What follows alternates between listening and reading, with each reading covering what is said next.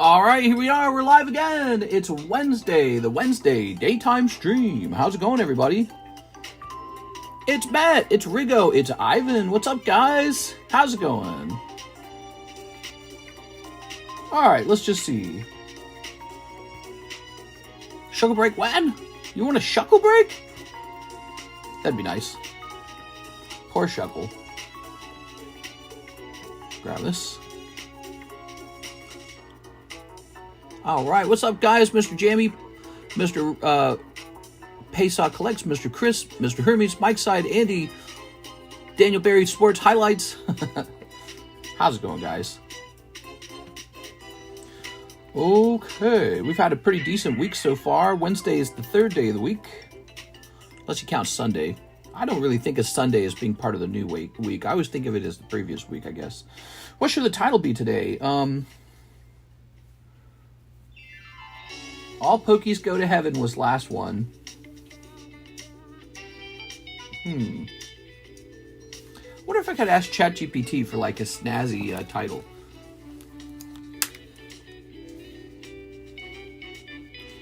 Give me a made-up quote from a famous fictional character and have it include something positive about Pokemon cards.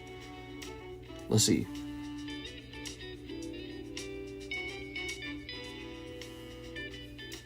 Wow, it actually tried. Wow. Well, it didn't do a very good job. Let's go ahead and go with Hot Breaks. Oops. It's Wednesdaydale. Umbreon. Umbreon SAR. We've got Prismatic SPC. I gotta sneeze, man. Hey, what's up, Mr. John? I fixed that. Don't worry, man. That's all fixed up. Umbreon, Prismatic, OP12. Oh, my OP12 restock came in. OP12 restock is here.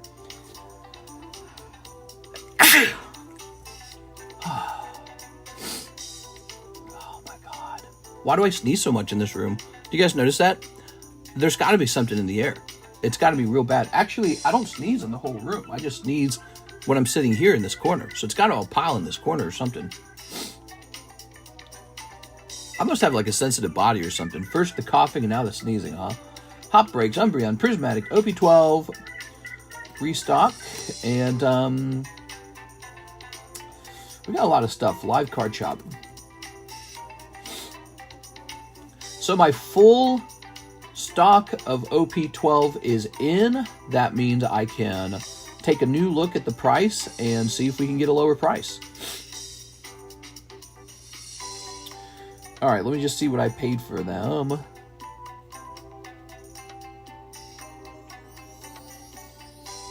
Let's see. Here it is. All right. Divided by 12, divided by what, 24? Oh, I can do a lower price. I can do a lower price for sure. Let me see what they are over here. Yes, we just got our full stock of OP12 in. We now have 5 cases of OP12 freshly in. That means better pricing. Searching Sparks is dead. What, you mean the booster box or something else? What the hell? This is like frozen. All right, there we go. Oh, wow. It looks like eBay went through like some kind of update. OP12 case, Japanese. Okay. OP12's not actually that expensive. Okay, good. So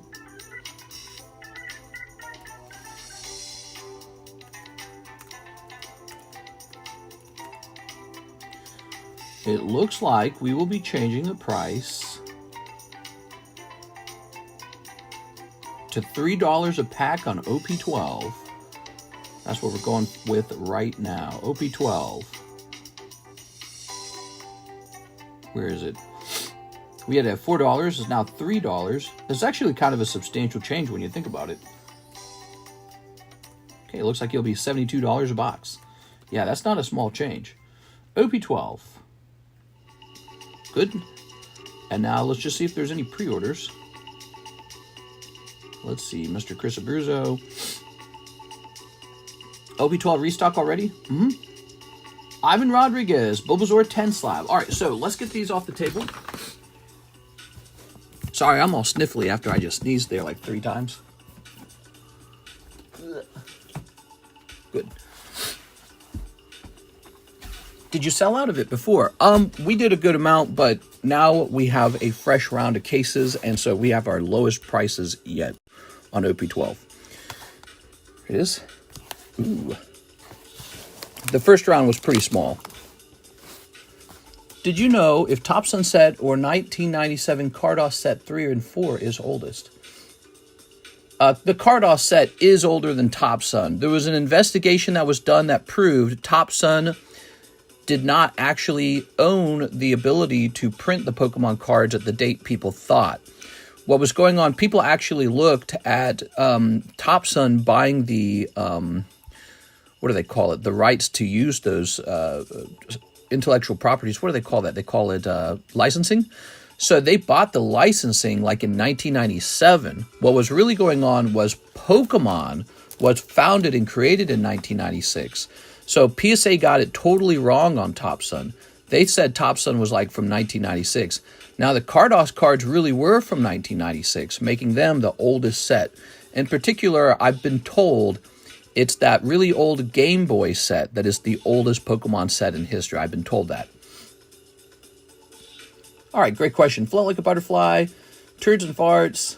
Hell yeah, dude. All right, one more thing. Just give me a minute. All right.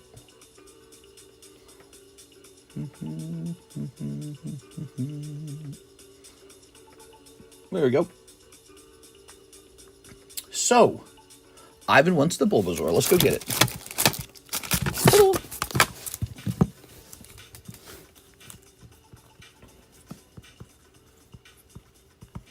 Good. You are found in knowledge. We need to bottle you up. You need to bottle me up. You're funny, man. You know, I was thinking it would be fun if I ever retired. It would be fun to like do consultation for people who want to improve like their card sales or something like that, or maybe even write a course on what I learned over the last 7. I mean, I've done this every single day for almost 7 years now, and so it'd be fun to write a course talking about my experiences, or like not a course, just a book or something like that. I guess a course is more like educational, like it's literally trying to tell you here's what you got to do to make money. Whereas a book would more like detail, hey, here are these interesting concepts and ideas, more like academic concepts, you know what I mean? But yeah, I thought about doing that one day. Of course, why would I do that when my better move is actually to just operate the business? So that's why I don't do it. That's why people always look at the guys who make the courses or the books or whatever with kind of like an evil eye. You look at them and go, okay, so if you're so smart, why aren't you doing that? Here's Sean, spotting the Quest Eevee, spotting the Moon Kitty. Heck yeah, dude. Okay, there's a massive amount of value to the right person. Yeah, I'd agree with that. I would say, you know, I don't know. There's probably a couple guys who are pretty good, and I think I have my experiences and my thoughts and vision to share. Here it is. But I'm busy using those ideas on my actual business right now. Why would I go out and give all my thoughts away? It just doesn't make sense. It's like they're not selling the Coca-Cola formula. You know what I'm saying? Like, why would they? You know, it doesn't make any sense. Here it is, Umbreon. Logan Paul's not selling a course, how to be Logan Paul. He's out there being Logan Paul. Here's these 5. Ooh. Moon Kitty is in fact moving.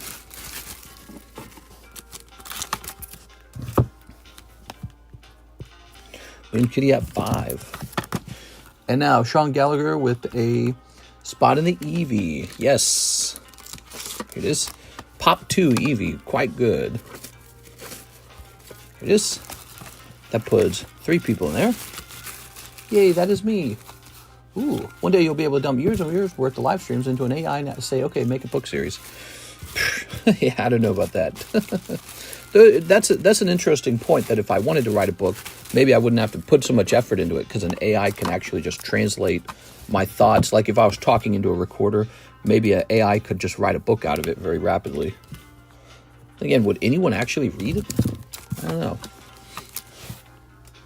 Okay, we have John Lucas. Let's go deeper. Can I get a sneaker Bunko times 5 and a 1993 Sonic Packs times 3? I think you made me a box now. Woohoo! Box time. So what I do with those Sonics, let's start with the Sonics because you ordered 3 of those. Mr. John Lucas, esteemed guest. We are. Logan Paul would be your first customer. Yeah, right, dude. We are. All right. What we do here is very, very specialized. It's not a standard card shop. It's both entertainment and a card shop. And as such, you kind of have to have your foot in both Venn diagrams. You have to be able to do a little bit of both. Here's Chemical Plant Zone, Spring Yard Zone, Oil Ocean Zone. All right, now here are the cards we care the most about. Ah, that's good. This is one of the best cards to pull out of here. Look at this Sonic title. So you want to pull the holographics out of here, right? But if you don't pull the holographics, then there's these title cards to go after. So those are good. Here we are. And here's this memoir. Here we are. All right. Yeah, I have a lot of thoughts from like the very beginning to when you're actually having some success.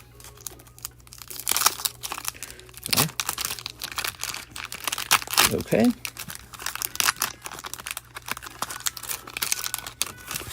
Let's see. Ooh. Oh, look at that Sonic card. There's 2 Sonic cards now. Very nice. Ta-da. Totally Tails. Are you up to it? Very nice. Sonic, Sonic, Sonic. So he's got 2 of the title cards. Let's see what's in the 3rd pack. Maybe a holo.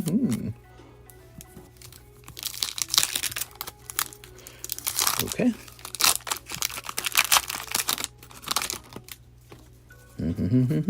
Wow, we haven't pulled a holo in a while. I'd like to see one. Oh, look at that Sonic. So nice. Okay. Free Habibi. Oh my gosh. Going deep. Woo!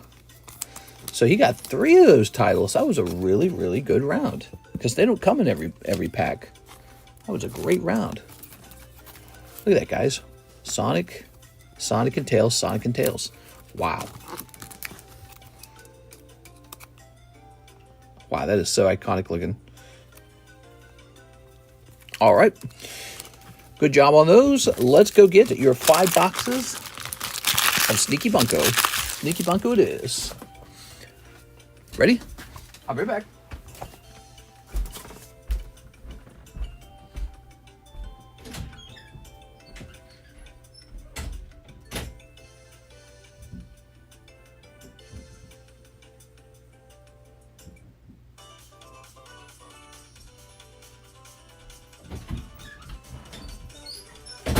Oh yeah, here we are.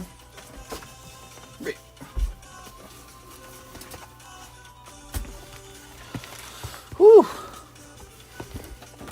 Got one of these. All right. What is this person quip art doing? There we are. There it is.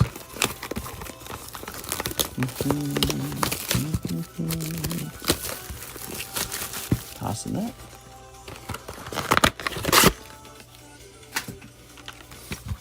Bicycle girl. Put that over there. So that's box number 1 out of 5. Wow. Loving this. You're going to pull the AGR, man. I think there's a chance considering we got a, what was it? What did I say? We get 20 cases of this, right? We got like 20 cases. We don't have 20 cases left anymore. We've opened quite a few of these. There.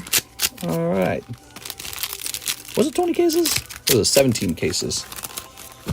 It is. You like Celebrations? I do. Yeah, Celebrations is a great set.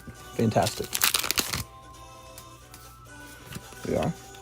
Of course, what I like most out of Celebrations is the metal Charizard, so maybe that's a bit more specific. The Gold Star Umbreon's interesting, though, isn't it? So is the Gold Star Greninja.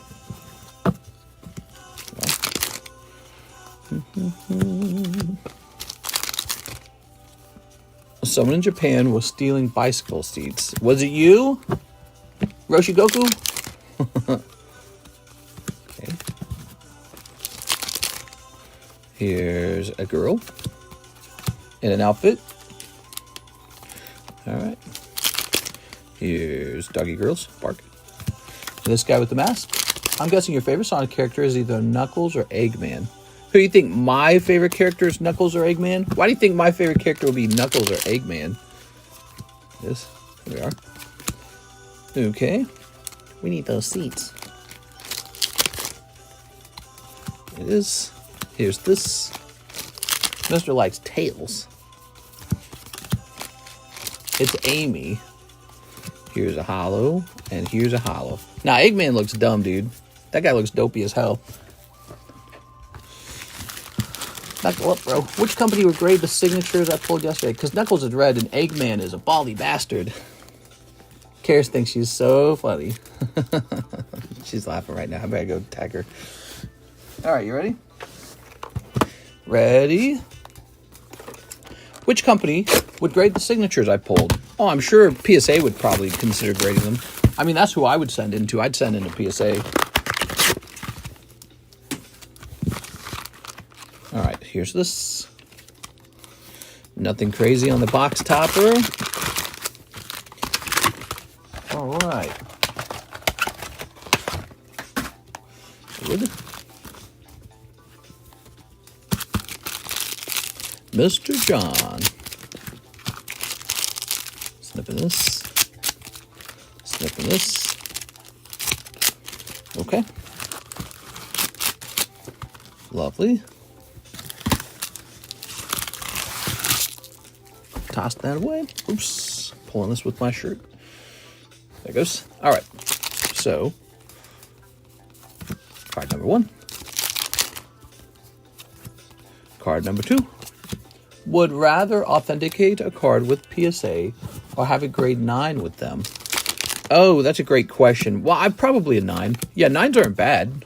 Nothing wrong with a 9. 9s still have value. They still sell for a little bit. You'll break even in some cases with 9s. All right, now, if they're going to grade like 3 or 4, at that point, I think I would rather just have the authentic. This. Some people, or like PSA 1, for example, some people like that PSA 1.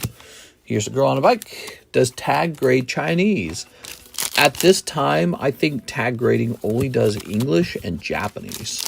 But I bet you that changes pretty fast because it's not that complicated. And the Chinese language cards are having all these exclusives, so who knows, maybe they've already changed that policy. I gotta sneeze again, dude. Dude, I'm sneezing so much over here. Okay, you ready? All right. Ta-da. What about 8? Yeah, I don't know. 8's more borderline. You know, here's the thing. Why grade it at all if it's going to be an 8? Maybe just sell it. It depends on what card it is. Some cards are still pretty good as an 8. But a modern one, no. A modern card is not good as an 8. You've lost money. So, I mean, if you're sure, if you could know that your modern card was going to grade 8, you could probably try to just sell it ungraded.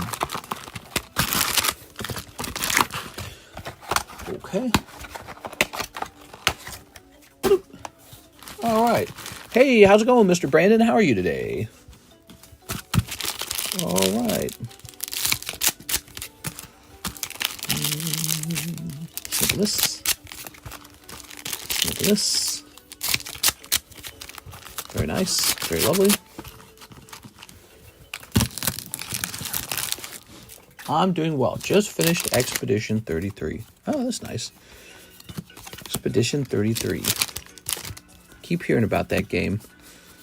It's insanely good game. What? Nuh-uh. You're tricking me. I've got it for free on my Xbox. I just don't play it. Here's a hollow. A hollow. Here's a hollow. A hollow. Oh, there's a triple R. Okay, she's got the chicken wing. That's a triple R plus. I didn't notice that before. That's a triple R plus. Triple R plus is considered a hit. So that's a hit. You should be grading that one. We started that. Forgot it existed. There you go. All right. Here's... Oh, I forgot your box topper, didn't I, huh? Ta-da! All right. Nothing crazy. There's the box topper. Here's a holo.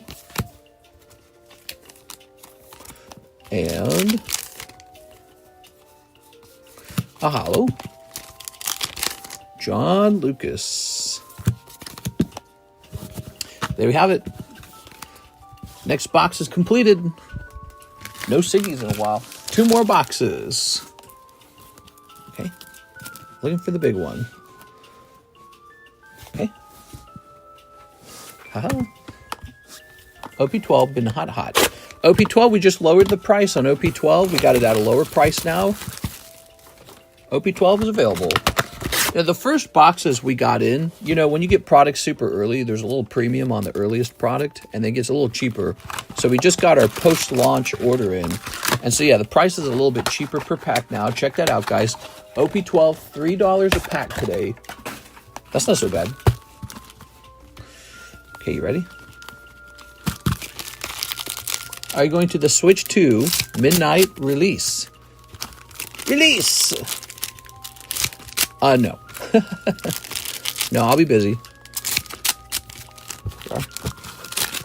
I'll be a busy bee. I'm probably not going to worry about that Switch 2 until Pokemon ZA actually comes out. So that's when I'll worry about it. When does ZA come out? Not next week, surely. I saw a review on the new Mario Kart, and it was a unhappy review. It was like IGN or something like that was reviewing it. Here's another triple R, but this one's not a plus. Just a standard triple R. Nintendo finally catching up to PlayStation 4. Yay! You know, the whole upgrades to the hardware conversation, maybe that will stop mattering with Nintendo, you know, because it's not like gaming consoles are getting that much more sophisticated at this point, are they? Who knows? I mean, it feels like there's nowhere for them to grow to. Now they're just fancy gaming PCs, and that's it. Well, not even fancy. They're just cheap. They're cheap gaming PCs. Affordable ones. They are. Back with Nintendo 64, it felt like they were really, you know, innovating. They were really changing the world with the stuff they were doing. Now it's like, and now the graphics are slightly better. And the frames are so good. You know, so where do you go from there? IGN has zero clue at the time. I don't know if it was exactly IGN, but it was one of the major reviewers. And they were saying they didn't like the new Mario Kart. They're saying it wasn't enough. They said it, the whole like off-track open world exploring was dumb. They're saying that your cart drives slow through grass and sand, and they hated it. And that, you know, you collected like stickers and had these dumb little side quests that didn't really feel like rewarding enough or something like that. That's what they were saying. Some reviewer was letting it have it, man. PlayStation 1 blew me away as a kid. Yeah, it was cool, man. Remember you turn it on and it had that sound effect when you turn it on? You're like, whoa. Because you told me to, Sergeant. Anything less than 120 FPS gives me a splitting headache. What? There we are. No, that's a cold one. All right, no sexy waifus popping out of the box toppers. You know what that means, though, John. That just means we have to go deeper. Game Boy was revolutionary. There we are. Yeah, you had those little Tyco video games, you know, like Game & Watch style games. And I owned a couple of those. Every time you wanted to play a different game, you had to swap over to a different one. So you had a little pile of electronic games that played just one title, like Power Rangers. And then all of a sudden, Nintendo puts out the Game Boy. And instead of having to swap over to a different handheld every time you wanted to change games, the handheld, the Nintendo Game Boy, the fat one, you could just pop in a different game. It was a cartridge. It was like, whoa, that's an upgrade. But, you know, the graphics back then were still so bad that it wasn't, like, super impressive. It was like, but in a way it was, though, you know, because they started releasing really good games. Like, they released eventually that Mario game. I played that on my cousin's Game Boy. His name was Seth, and that guy was so lucky that his parents were nice to him about video games, because mine were not. I got to play that Mario game on his Game Boy, and my mind was blown. It was so good. It's that Mario Land one. I don't remember the name of it, but it was the one that was made by the hardware team. I think it was the hardware team guy led the making of that Mario game. And the game was very different. They made a lot of changes to it, you know. That's the series where they introduced Wario. Anyways, and it's still got that really iconic, catchy music to this day. But that was really a special experience. You're like, holy cow, man, that's so fun. You sit on the couch with this tiny little device glued to your face for hours. I remember when fast food chains would give out those cheap little 2-button games as toys. I don't remember that. Here we are. Okay. But I had a Power Rangers and a pinball game for sure. I remember that. My brothers had other things. Here we are. I don't remember too vaguely what they were because they weren't that fun. The Power Rangers one was mildly fun. Oh, and you know, my sisters had the Tamagotchi, right? Tamagotchi. Although I think Game Boy was already out by then. But the Tamagotchi is another example of one of those miniature handhelds that didn't use very advanced technology. All right. I've been watching a lot of Forrest Gump. I have no clue why. I love you, Jenny. No, Mr. John. Ah! No signatures in 5 boxes. That's not right. That's not right. I'm sorry, man. I bet you those Siggies are right around the corner. Is he watching? Is he here live? He got 1 triple R, though. Yeah, that does look really nice. That looks much nicer than a regular triple R. So that's going to be your hip pull right there. McGuman, or whatever the name of that character is. I almost called it a Pokemon. Sometimes life is rough. Yeah, definitely life is rough sometimes. Sometimes you have a dry spell in these boxes. Let's go ahead and grab a baggie. Sometimes Jeff Leon snipes you. I just sold one of them for 100 Tamagotchi. Not the Tamagotchis! No! I remember if you didn't take care of the Tamagotchi enough, it pooped a bunch and then it left. Or it died or something like that. I was like, that's it, I'm out of here. Then you had to start it all over again.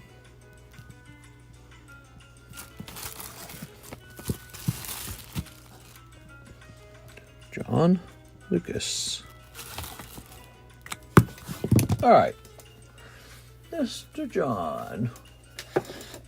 Haha.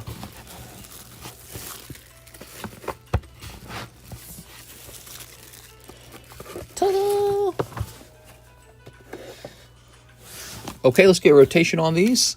That's a Geodude that's way, way lower than the one on eBay. The one on eBay is 280. Mine's 120, because I think that's more reasonable. Here's Pikachu. The Darkrai that nobody ever bought. Poor Hitmonchan that nobody wants, because he's Hitmonchan. Literally, that's the reason. He's an eBay card now. All right, that one's going to eBay. People don't buy Hitmonchan. There's a couple Pokemon people never buy. This Sigilif, that's going to eBay.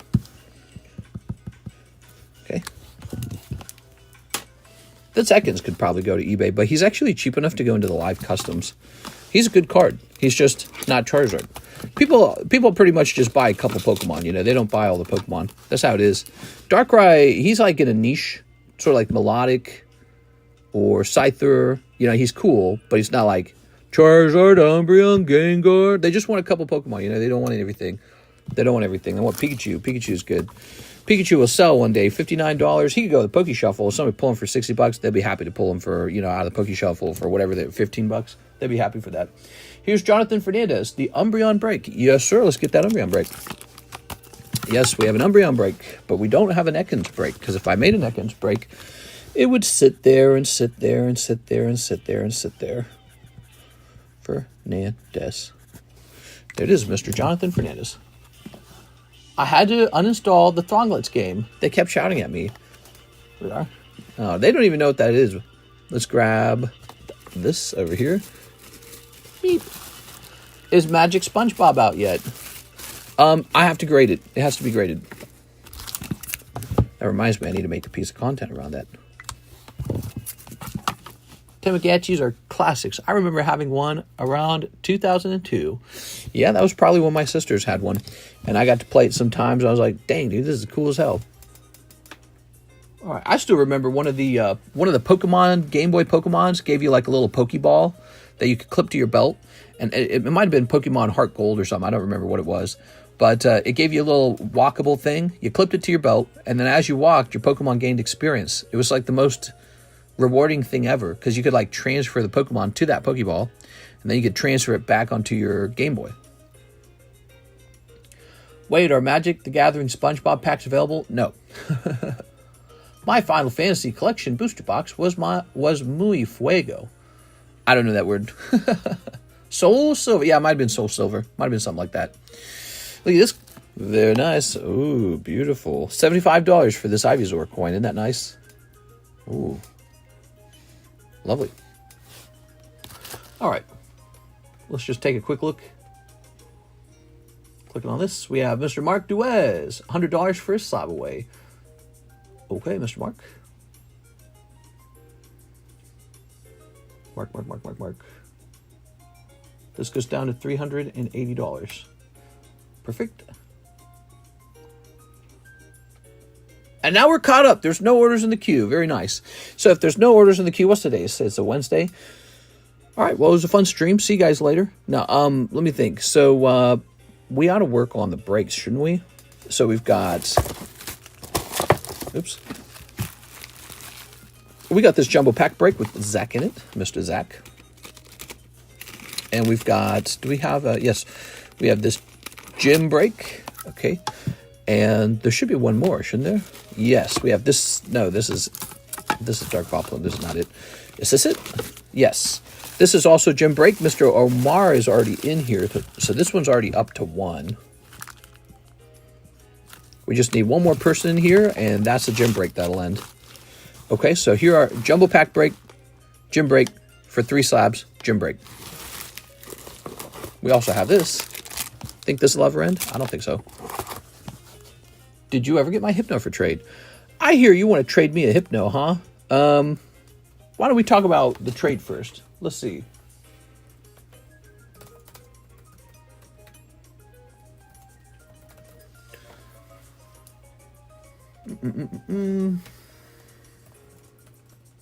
Message me on Discord real fast so I know which account to talk to. Because you said you had 2. Am I still in the Dark Gyarados break? Let's see. Are you supposed to be? Oh, did you buy into 2 breaks at once?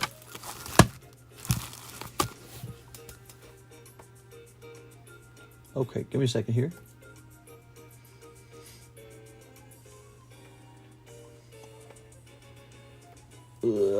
He says I did. All right, no problem. Let's grab this.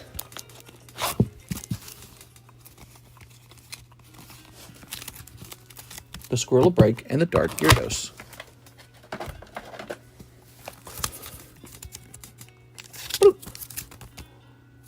Ta-da! All right, so you're in there now, and this is up to 1 as well.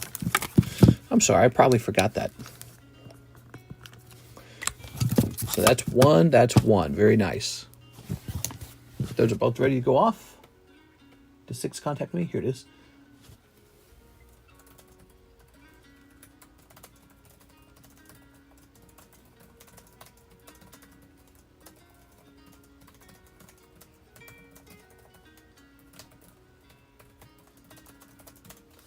Okay, give me a second.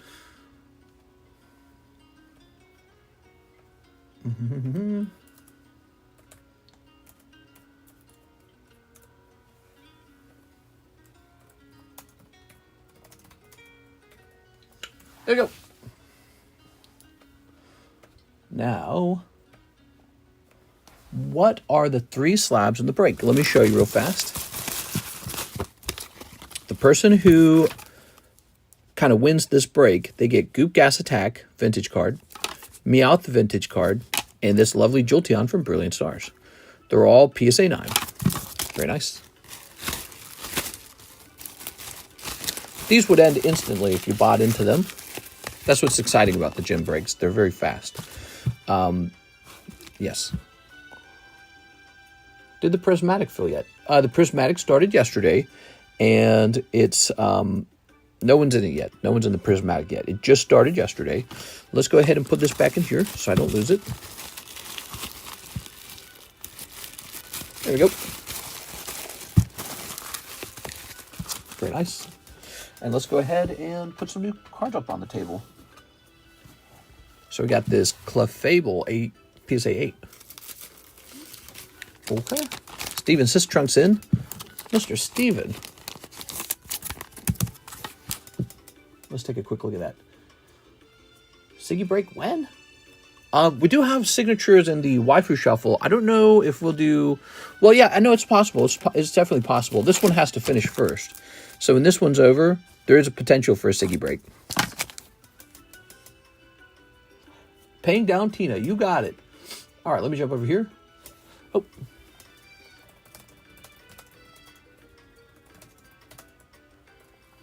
All right, I got to go get that Hypno as well. And Clefable, huh? So the Clefable... Oh, no, wait. We're taking care of Steven Sistrunk. There we go, Steven. That's why we were jumping over here. You will jump down to 1120. So $1,120 left on the slab. And this guy shall be $16. Cute card. Only $16 for the 8. I'm going to go grab 6's Hypno.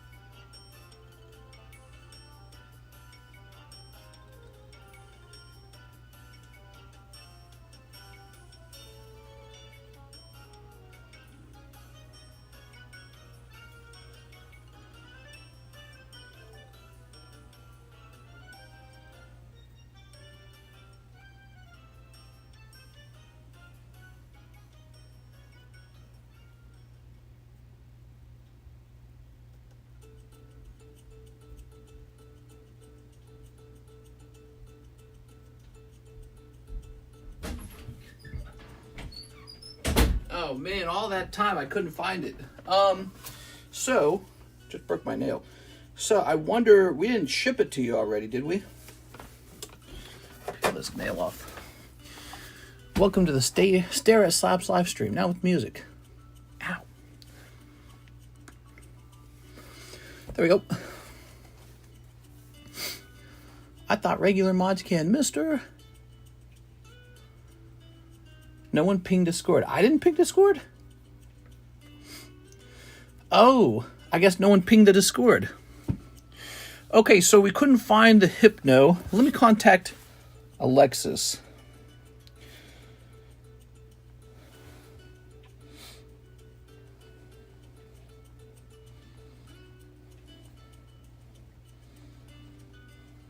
It's a normal sized.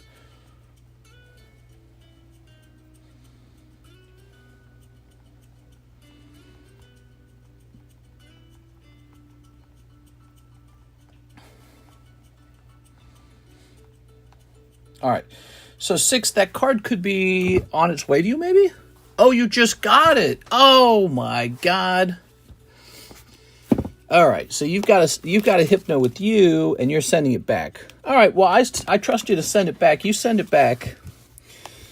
I'll set you down for $80. Let me tell Alexis what's going on so she doesn't get confused. All right.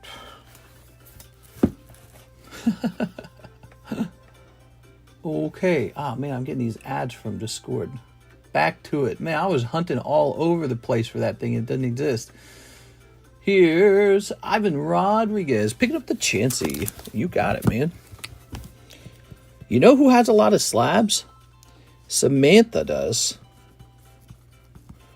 There we are. And so does Sarah Dusenberry. Oh, you're saying you just pulled it the other day. It shouldn't have shipped. Okay, hold on. Let me tell her that.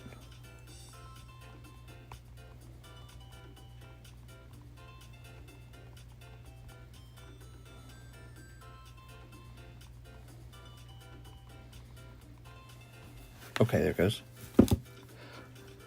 Whew, where all the pricey slabs in Mister, I want to slab away. I have a limited number of them. The last one we had appear for a little while was like Electivire or something, wasn't it? I just have a limited number of expensive spicy slabs to sell because those slabs are not something I can just restock. Like, I can't just go to the market and restock on pricey slabs and get them at a price where I'm able to sell them and actually make a profit. So it's pretty hard for me to acquire those somehow. There are. And sometimes I just want to keep them.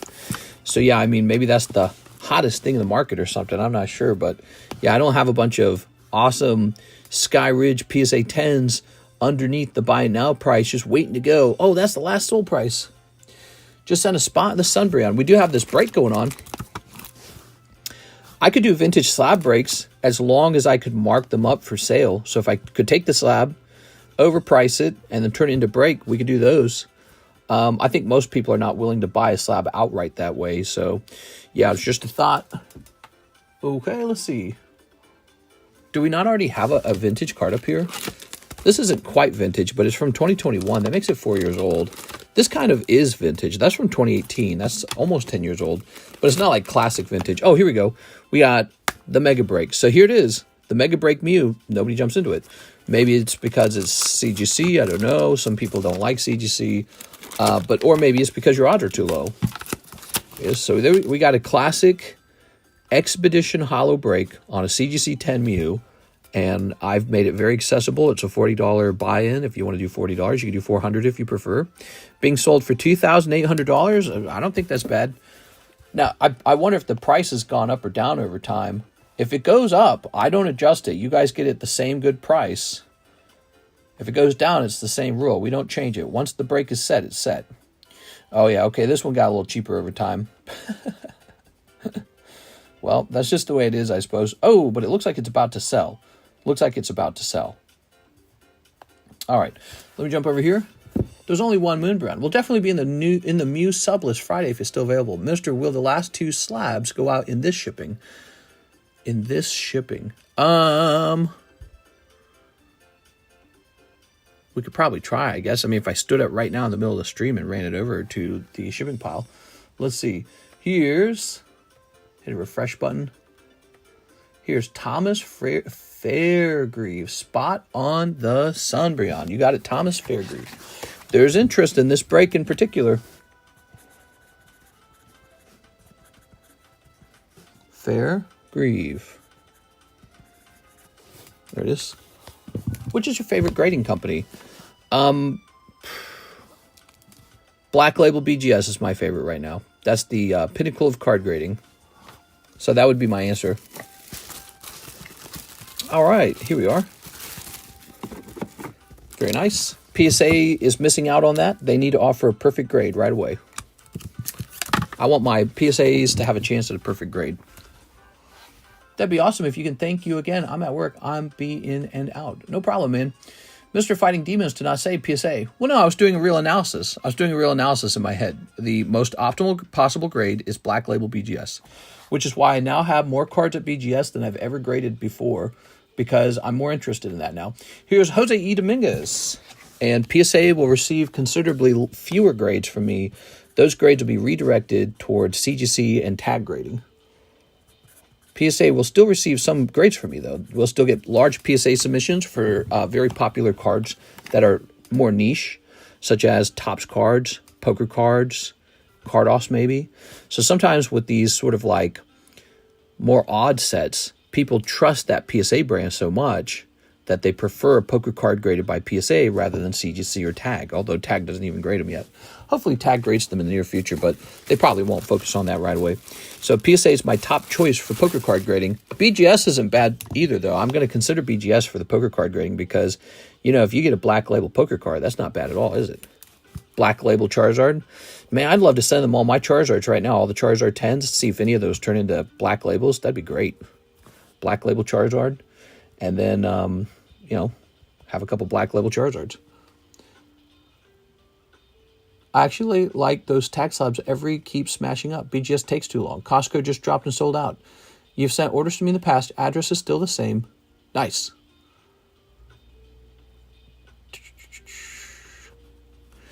The Costco thing sold out. No! Here's Dark Mac Cargo. Here's Rebecca. Here's Birthday Pikachu. Here's Sneasel. And here is Sealdos Nidoking. Can I get a spot in the Umbreon and the SPC? All right.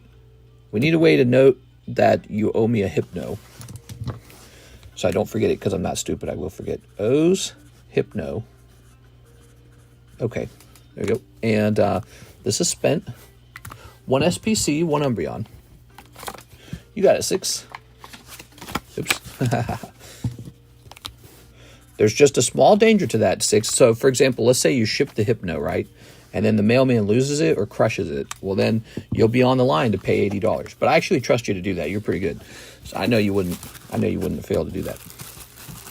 All right, here it is.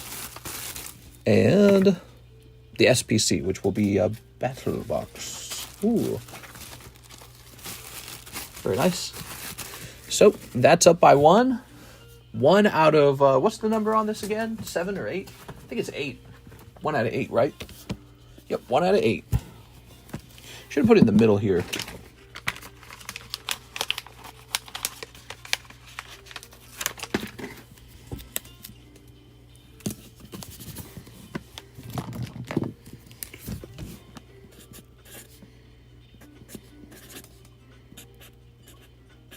Box breaks will now consistently have a star piece in them. There we are. There it is. We're 1 deep. We're 3 deep, 5 me. Ugh. There we go. What is this music? This music sounds like it should be copyrighted. Oh, this is Persona? Okay. Jose E. Dominguez. Rigo Berto Gill. He says, slab away payment, 200 towards fossil pack. Thank you, mister. No problem, man. That's a $200 payment for a slab away. Wow. Robert Gill. 200. All right. Oh, he's almost done, man. He's almost done. Just 1, 2, 3, 4 spots left on that fossil break. Here's the sublist. Some people in that sublist. Mega sublist. Call of Legends. This is a Call of Legends sublist. $15 to get in. 1 in 5. Eric wasn't there, and then he told me to pull himself back out. TRR's in there. We got 1, 2, 3, 4, 5. If you win the SPC, can you have it shipped sealed? Absolutely. You have to kind of request that before it gets broken. But lately, I've just been putting stuff aside because I don't know if everyone knows that rule. You know what I'm saying? Doo-doo-doo. So we've got a Jack Woodworth, 1 spot in the SPC. Jack. I actually wouldn't mind it shipped out. Oh, to have it shipped out, there's an additional $5 charge, okay, which you won't mind. Yes, Sealed. So yes, if you actually pull this sealed and you want me to ship it out sealed, it'd be an extra $5 to ship, which you won't mind at all because you just got the whole thing for $40. You'll be very happy to pay that. This. Okay, good.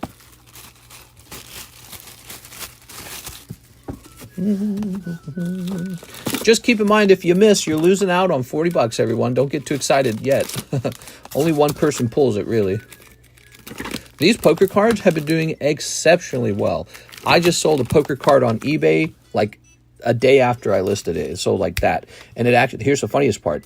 It sold for more than the sticker price on this table. It sold $5 more. I added the $5 because of the eBay fee. It sold for $5 more than the price on the table. And yeah, so poker cards are doing quite well. Speaking of which, let's get a new card up on this table. Here is a Yukimori Oddish. I think this should be saved for 420.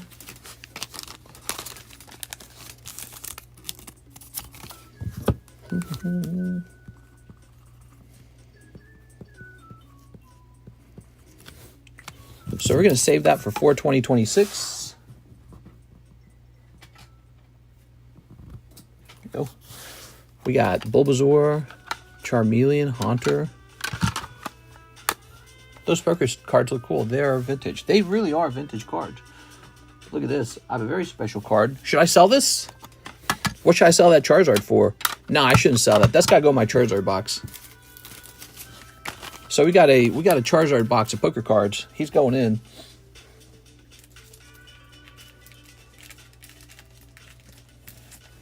Here he is. Sent for a spot on the SPC. Sell, sell, sell. Well, let me look, because, you know, we got, I think we got the Charmeleon and the Charmander, too. Did they grade 9 as well? Was it sequential? Seems like a pity to split them up, doesn't it?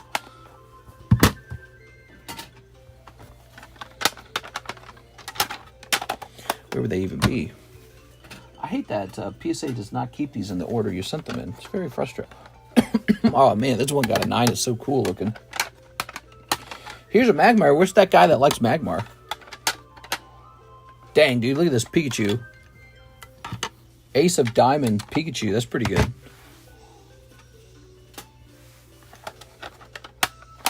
Ooh, no rarity. Dratini got a 1. That's very sexy, actually.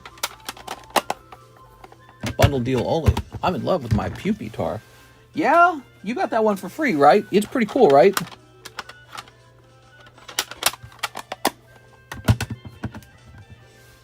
Give me a minute. Give me a minute. Oops. Not trying to do this. Put that back. Silver Bells. I did miss her. That's awesome, man. I love to hear that. Yeah, it's nothing sweeter than a free one, man. It's cool holding it in your hand and thinking this is a little chunk of money. It's like a little gold nugget. The free gold nuggets are the best gold nuggets. Where's the Charmeleon Charmander? Wait, were they right here? Am I going nuts? Were they right here? Oh, there's Charmeleon. He got a 10. So then there's just Charmander. Where's the Charmander? Give me a second here. A gram of gold. Yeah. Maybe about 1/3 of a gram of gold, if you think about it. I can't find, I can't find the frickin' Charmander. Maybe he's in this pile? Check this whole pile. We're so close to completing this. Why did they mix these all up? They suck, dude. I swear they suck.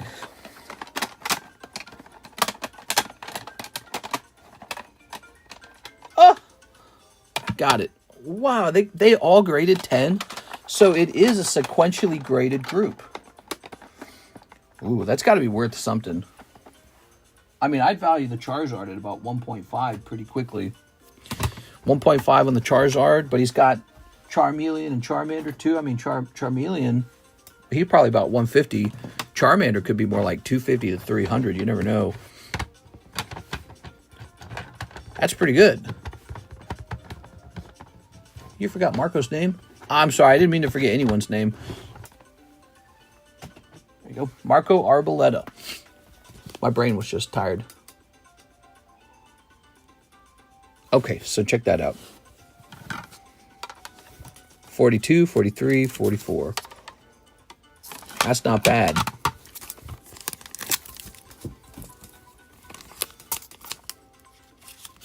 You gonna check the population on this Charizard real fast? Let's see.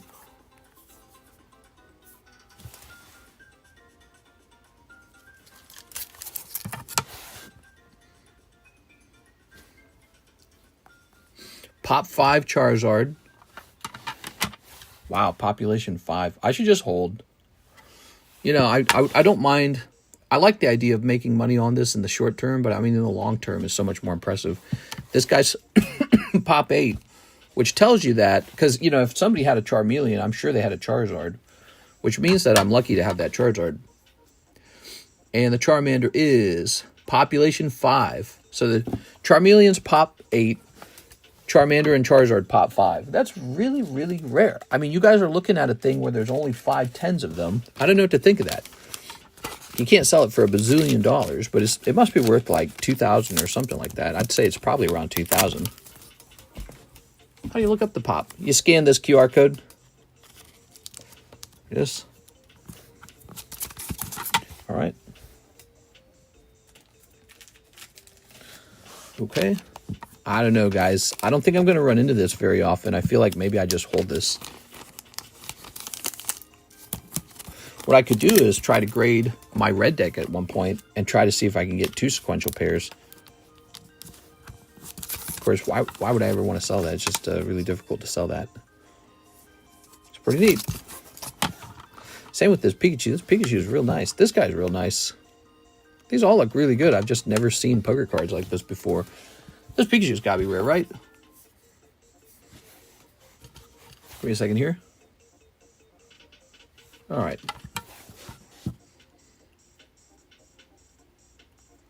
Pikachu, population 6. Wow. Population 6. That is so few.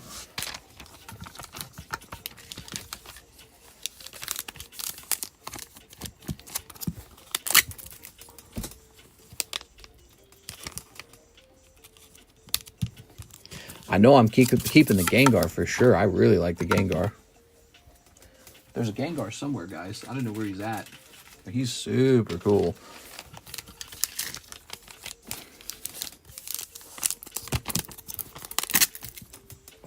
You see Trump saying the debt limit should be scrapped. What? The debt limit? What does he mean by the debt limit? We already do that. I heard Elon Musk was kind of talking poo-poo on the big spending bill. Sounds like if Elon was president, he would just continue to cut everything the way he tries to cut all the spending in his businesses. Trump says spending cap should be scrapped.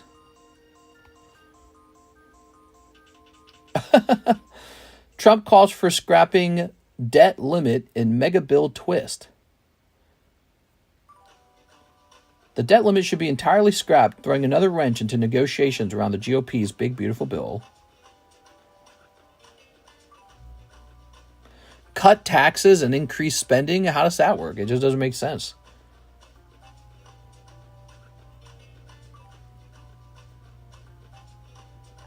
The debt limit should be entirely scrapped to prevent an economic catastrophe. Oh, I kind of get it.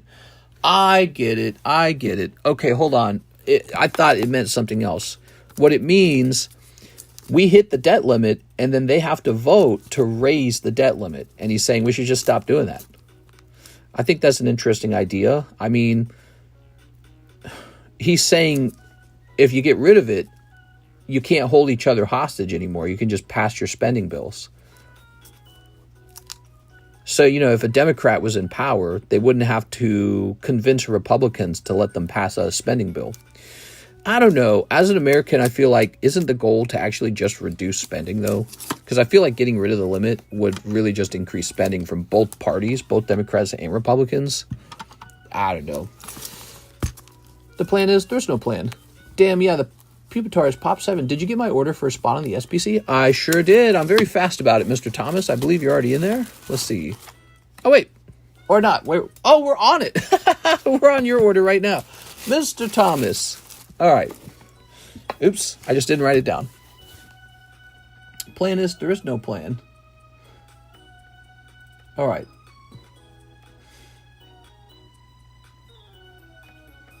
Or maybe not. Wait a second. Maybe I'm misreading this. Hold on. Oh, yeah, no. Okay. Let's get you. There we go. Sorry about that. My bad, dude. I got a little sidetracked there, didn't I? There you go. Oh, and you want it sealed. Here you go. Very good. S for sealed.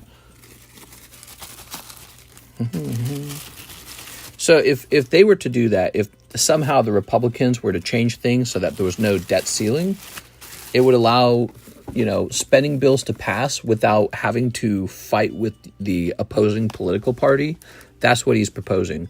That would be good for Republicans right now, but when Democrats take power again, now the Republicans can't block any Democrat spending bills. The Democrats would just get to spend however they want. So you could do that. As it essentially it makes it easier for both teams to do stuff.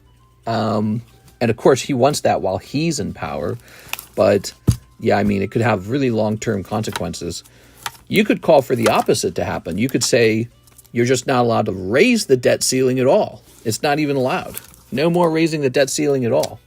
And you'll probably hear some Republicans say that. Some guys like Senator Rand Paul will come out and say, no, we shouldn't even be allowed to raise the debt ceiling. Why are we allowed to raise it at all? That wasn't the vision of the founding fathers.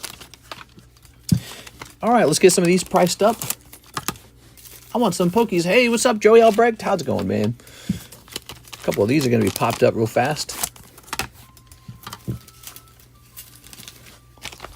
Okay. That wasn't a thing in the past, if you guys didn't know that. There was no such thing as a debt ceiling in the past because they weren't allowed to spend more money than they had in the past. That's how it worked. And then one day they changed the rules. They say, you know what? We will go into debt, but we'll create a rule so that if we want to raise how much debt we're in, everyone has to vote on it and say yes together. So that's how that came about. That came about a long time ago. You look that up. It's a really interesting piece of history. And America changed over from being a gold standard country to being a debtor country. There is no Poker 9 Deoxys. So I just kind of get to pick a price for this guy. I think he's really cool. I'm going to set him at $50. Okay. Now we have Magmar. A long time ago, if you had a US dollar bill, you could trade it in for gold. With the government itself. The government was required to give you gold for that. That was called the gold standard. If you guys have never heard of that before, some of you may have never heard of that before. The United States had gold, a whole bunch of it, and then it said, we're going to issue these dollar bills for trade because dollar paper money is more convenient than gold. So we'll give you these dollars and a promise that it's a certificate for gold. So if you want your gold back, come to us and we'll pull some out of the vault. That was called the gold standard. And that was how money worked back then. Your dollar bill wasn't just a dollar to be spent at Walmart. Walmart didn't exist yet. It was actually a certificate for gold. So it promised gold from the government itself. You are? All right. We got off of that probably because the government realized there was a run on the U.S. gold. These countries like Europe, they didn't trust the U.S. dollars anymore, and they started saying, wait a second, do you even have the gold for all these dollars? That's what they started to say. They said, wait a second, you're lying to us. You're just printing these willy-nilly. You don't have all this gold. So they started coming over to us and saying, all right, well, we want the gold now. And then that was when the United States said, you know what? These dollars don't promise you gold. You do not get gold with these dollars. You just get dollars. That's it. And you can use dollars to buy gold, but we're not giving you gold. And so the US dollar became a very different thing. It was no longer a certificate for gold. It was just a currency that you could use to trade. And instead of being backed by gold, it was backed by the US military. Use our money or die. Pretty clever. All right, Mr. John Lucas. Where are all the Siggies? Can I get 5 more boxes? Hell yeah, dude. Let's go get it.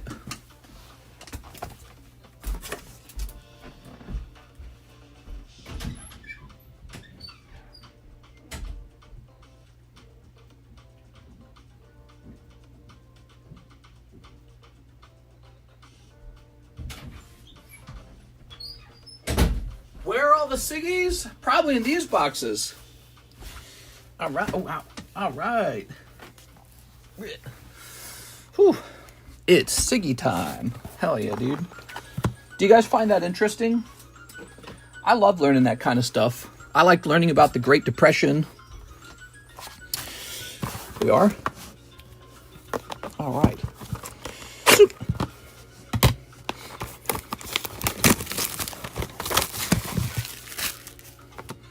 You know, one of the things they wanted to do when Trump took office, Elon... Ah! Konnichiwa! All right, you got a good box topper. Very good. Elon Musk wanted to show off that there really was gold in Fort Knox, which we haven't seen, I guess. They wanted to prove how much gold we have.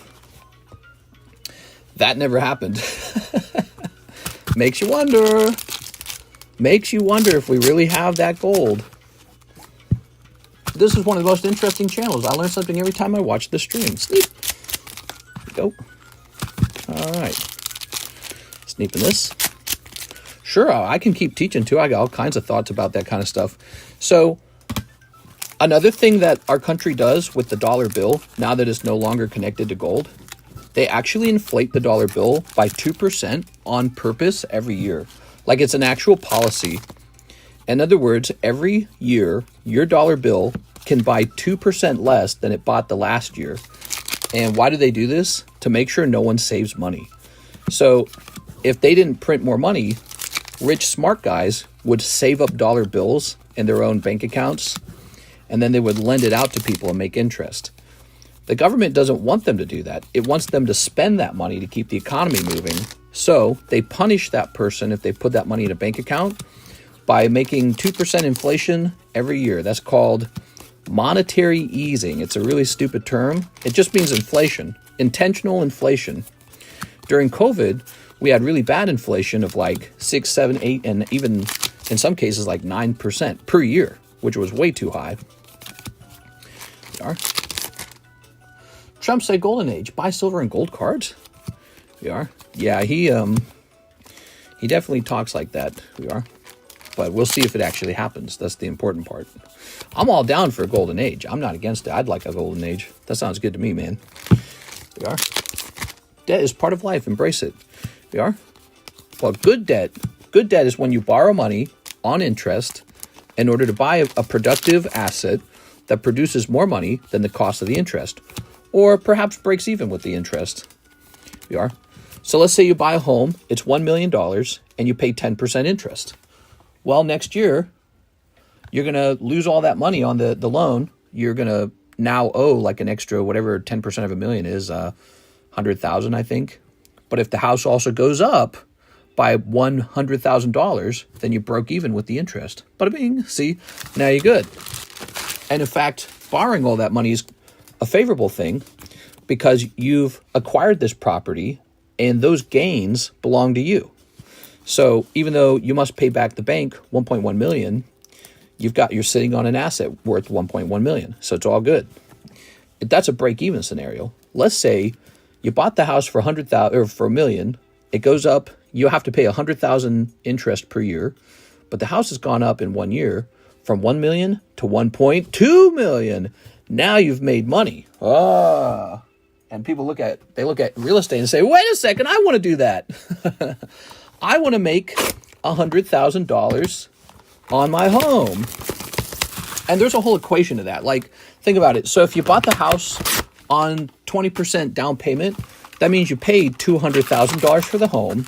And then let's say the home jumped to $1.2 million and it cost you $100,000 that year for interest. Well, so your net gain is $100,000, and you got that $100,000 net gain from a $200,000 down payment, right? Because it's like leveraged money. It's money you borrowed.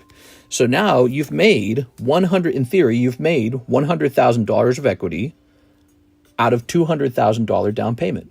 That's pretty good. Plus whatever the monthly payments are. That's pretty good. That's like a 50% margin. That's very good money. Okay, so if you can make that happen in real estate, which is you leveraging money with mortgages. You're borrowing money to buy stuff that's going up in price. If you can do that consistently, you'll be a millionaire. However, let's say you buy that house for $1 million and it doesn't go up in price at all, and you still owe an extra $100,000 that year in interest. That's the annual interest rate you agreed to. Now you're down $100,000, and the house could even go down in price. It goes down from $1 million to $900,000. That really happens to people. If you look at like ZELLE and you see price histories, estimate histories, you can see a zigzag. Some people buy at the spike and the house literally goes down on them, and they paid interest on a loan on a house that went down in value. So they got screwed. You can understand this very quickly with Pokemon cards. Let's say you bought this card with Slab Away and you paid my $20 fee, and then he goes from $45 to $20. And now you're pulling your hair out of your head going, what have I done? I've overpaid for him. So that's exactly what you can do with the home, is buy it at the wrong time. You bought it at the peak. You borrowed all this money. You're paying interest every single year on it. And the house, instead of going up, it's going down. No!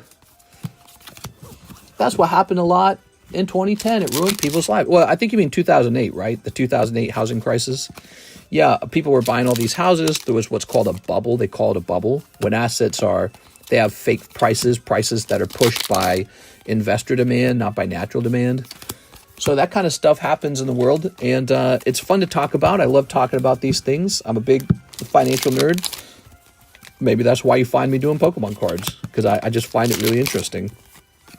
Finances aren't actually a whole lot different from gambling at the casino. You're just gambling in different ways. What you're trying to gamble on is people's behavior. You're trying to gamble on the market. So like if you buy stocks in Coca-Cola, you're gambling on the idea that people are still going to demand so much Coca-Cola that the Coca-Cola company is going to turn a profit and pay you some of that profit if you buy the stock at the current stock price. So, they're not quite the same as degenerate casino gamblers, but investors really do like to gamble. They just gamble in a real market with no casino involved. We are... Very nice, very nice. I thought I bought it at the peak, but then it kept going up. Nice, dude. All right, set that over there. Okay, next box. Boop. All right. But yeah, so we got off the gold standard a long time ago. Actually, just before we do that, the government was having a crisis where the government made it illegal for you and me to own gold, and they required us to sell the government our gold. So the government's like, we don't have enough gold. You guys aren't allowed to buy it. That's what the government said. It banned the sale of gold because it didn't want you and me buying it or hoarding it. So they banned it, and then they started buying it. They required you to turn it in, and then right after that crazy moment, they just said, you know what? You can't have gold with US dollars. We're not doing it anymore. F it. So it's pretty obvious the US government didn't have enough gold to cover all the dollar bills. So that was an early example of the US government printing more dollar bills than it should have. And really all governments eventually do this. That was the fall of Rome. The fall of Rome happened a long time ago, and for many reasons. But one of the major reasons was just that it was broke. It was out of money. It was all fake money. They had fake money. They didn't have real gold. It was a bankrupt country. And becoming a bankrupt country is the end of the country. Your country's not allowed to be bankrupt. Ta-da! All right. Bought a house for $270. Now it's worth $430 and an interest at 3.5 back in 2019. Nice. Now, that's in theory a gain. You actually have to sell it and turn it into cash to realize those gains. So, for example, Mr. Orlando, if everyone around you suddenly put their house up for sale, your price will go right back down. So if you all try to sell at the same time, you really don't have that value in your home. It's all in theory. Same with Pokemon cards. Let's say I got Snorlax, and he's $20,000, but then everyone dumps their Snorlax onto eBay at the same time. It's really not worth $20,000 anymore, because people will see that and go, that's not worth anything. So it's all about the market maintaining this sort of, scalping perspective where everyone wants to hold things instead of cash. And so they all keep their things and they don't sell them. They don't want to sell them. But you get to this dangerous territory where all the things are on debt, right? Every home is on debt. Everyone borrowed money for that home. And all that borrowed money allowed the demand to skyrocket for homes.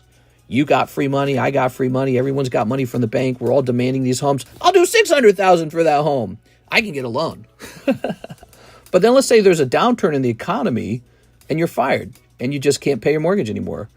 And because you lost your job and company B's not working, company A, which relied on company B, they're like, well, we don't got any business now either. You're fired. Everyone's fired. Everyone starts losing their jobs like a chain of dominoes. And then everyone's like, well, I better put my house up for sale. That's what happened in 2008. That was the Great Recession, they call it, which I think is a really stupid term. But that was the 2008 housing market crash. People were not paying their loans. And then the banks were like, well, we're not getting the money we need for the loans. So the banks defaulted because they owe, the mortgage companies owe money to the banks. So the mortgage companies are like, we can't pay that. And the banks can't pay their banks. And then everyone suddenly says, well, there's no cash. There's no real cash for this fake debt. There has to be real cash coming from somewhere. Yes. See my new Topps Charizard in the show and tell? Thought of you, mister. What? Let's see it. I'm thinking of you, my boy. That's a Lamborghini. Oh, I see. New edition. I couldn't help it. Nice. He's all sparkly. All right, very good, man. I bought mine for $160 in 2013. It's like $350K now. Ain't no way my house is worth $350. Yes, it is. Yes, it is. You said in 2013, right? 2013. So let's do a little bit of math. The government intentionally causes 2% inflation per year. So if you could add 2% inflation to your home each year, starting at $160K and add it up to now, you would see that it would, on its own, jump pretty close to that figure, $350. But in the last couple years, the COVID years, start adding 5% inflation, 6%, 7%, 8%, and then it all adds up. The real question is, what happens next? So if the housing companies are able to construct enough homes, will there be a market crash? Will houses stagnate? If they stagnate, why would anyone want to pull out any more loans? You know, because it's like, well, these aren't moving up in price anymore. Why would I buy this for 7%? You know what I mean? So that's what happens next, I think. The next thing that happens, we overprint homes. Right? Think Pokemon cards. Yeah, your favorite booster box, you can't buy it. It costs $1 million to buy your favorite booster box. But then Pokemon announces a reprint, and what happens? Prices dive. And the booster box price goes down. And then all of a sudden, the price of the singles go down. And then everyone says, I don't want to own this anymore. It's going down. So they all list their cards up on eBay. And there's a crash. So that could happen with homes. People have been waiting for the home crash for a long time. I don't think there'll be a crash. But I think that there could be a slight downward market trend for a while. And that would just be a bad financial move for most people buying a new home. And so if you buy a new home right now, today, what I recommend, buy it and start paying it off super fast. If you get a home, 7% interest, don't buy stock. I shouldn't say this, but don't buy Pokemon cards. Just pay that home off as fast as you can at 7%. Because that becomes a very conservative, intelligent move for you in case something goes wrong. Now, if nothing goes wrong and the economy takes off like a kite and Pokemon cards take off like a kite, you're going to wish you had had Pokemon cards. But the safer conservative move would have been to pay off the 7% interest rate. And why is that 7% so important? Because the traditional return in the stock market is 7%. So it's like sort of like this benchmark, this threshold between a good and a bad investment. You know, if you're doing 7% interest on that loan, that is a nasty, nasty loan. And the odds of your house going up by a whopping 7% every year, very, very poor chance of that, especially right now when the market seems kind of uncertain and kind of wavering and going sideways. So if your house was $300,000 this year and next year is $302,000, didn't really change. Well, you're paying 7% interest on a $300,000 loan. You're getting killed. You are getting killed. So you need to focus on that loan and get rid of it because that is a conservative move. Think of it like this. If you put that money in the stock market, whatever the price of a stock is, it can crash. It can actually go down and you would lose your investment. But your home doesn't do that. When you pay off debt, there's no chance that the debt crashes. It doesn't get small, like the interest rate doesn't crash on the debt. So that's a very safe financial move because as you park your money in your home, you're just escaping that 7% interest with no risk to that. But if you put that same money in the stock market, hoping for a 7% traditional return, there's a lot of risk in the stock market. Stock market could crash by 25% in a day. So that's why the home is the more conservative move at an interest rate of 7%. You just pay off the home. Pokemon cards are super risky. Pokemon cards, you're like speculating on a popular kid's toy. And speculators like me have decidedly won over the last couple years. We don't know what happens next year. It could get even worse. It could get like the cards go up even higher. Or maybe they, kind of correct a little bit over the next year. So we don't know what happens next. But it's highly speculative. So if you come out here and buy a whole bunch of high-end Pokemon cards, that's a gamble. If you pay off your 7% interest, that's not a gamble. That's a conservative investment where you get out of the 7% interest that you agreed to pay. There we go. But yeah, actually, so if you want my thoughts, now's not a good time to buy a home, ultimately. Unless you're paying in full or you have a way to pay it down very quickly, now's a good time to rent. Those are my thoughts, especially if you can rent from grandma. Grandma, give me your home. If you got good rent, now is a very good time to rent. We are, in my opinion, it's a good time to rent because the interest rates are high and the companies constructing homes are all over the place. They're printing new homes every day. Every day they're making new homes all over the place. So housing market could even be in a bubble right now. But the rent is too high. No. Yeah, it's a complex. It's complex, Mr. J. It's complex. You got to find a cheap landlord. You got to find a guy who's taking a smaller margin of profit. You got to live in the right place. So there's some places where you're just priced out. Unfortunately, let's say your skill set is that you're only fit to flip burgers at McDonald's. That's your only skill. It's the only thing you're getting paid to do. Well, your skill set's not valuable enough in some places in California. So the rent's going to be so high that your skill is not going to get enough money for you to be able to rent an apartment on Malibu Beach. You see what I'm saying? So you can increase your skill level, go for a different job, invest in yourself, try to figure out how to make more money. Or you can move to a place where you can get by pretty comfortably on an income like that, which, that would be like a place like Oklahoma, Iowa, Nebraska. There's places. Missouri's one of those places. If you like tornadoes. Tornadoes and crime.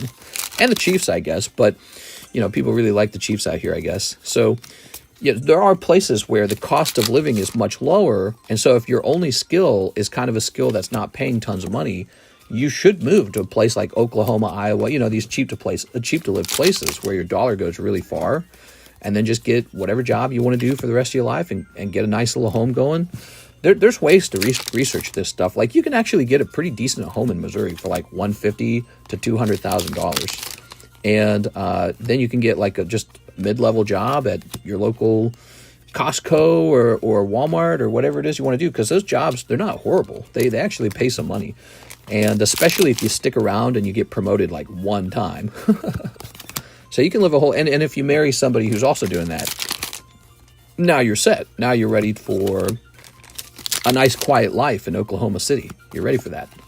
So if you want to live in the hills of California and they're like, yeah, there's going to be $3,000, $4,000, $5,000 rent per month, you better have a skill like software engineer or doctor or nurse or even those. I think even those guys are kind of feeling like it's not enough money because they got all their student debt they're paying back. But you better have some high-end, high-paying, highfalutin skill that's giving you lots of money. But that's why there's been this big trend where people migrate out of California into a place like Utah, for example, where the Mormons kept it very nice. Good on them, by the way. And of course, the Mormons, the people in Utah hate this. They're like, you're ruining it. We made such a nice place, and you're ruining it. So they don't like that at all. We are. All right, very nice. You're like economic migrants. Get the migrants out of here. Mr. Final Fantasy when and pre-orders available. I do not have the pre-order set up. I do have a whole case of that Final Fantasy coming in. And I'm not going to lie to you, it's pretty pricey. I think when I looked, it was like $85 was my target price. Lots of homes abandoned in Kyoto, Japan. The teens end up leaving the home to live in Tokyo or move to the USA because they don't want to live the rice field life. Find a rich Asian girl. Trump will probably bring lumber prices down over the next few years. Kids these days will never own a home at these prices.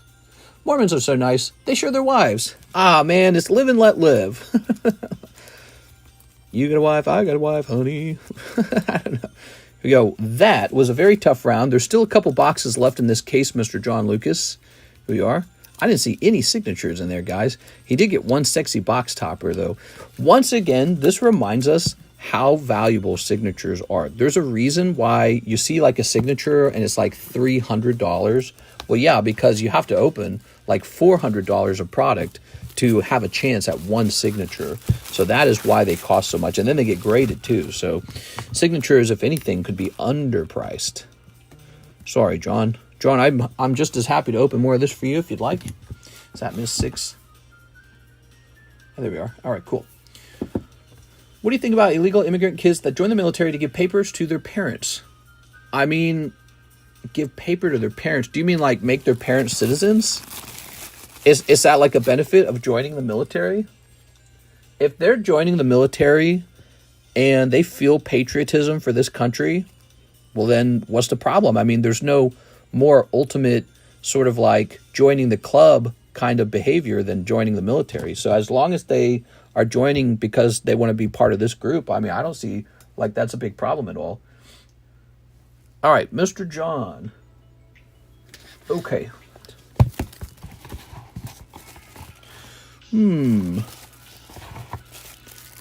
Seems fair. That's what I was going to say. It almost seems fair, right? Like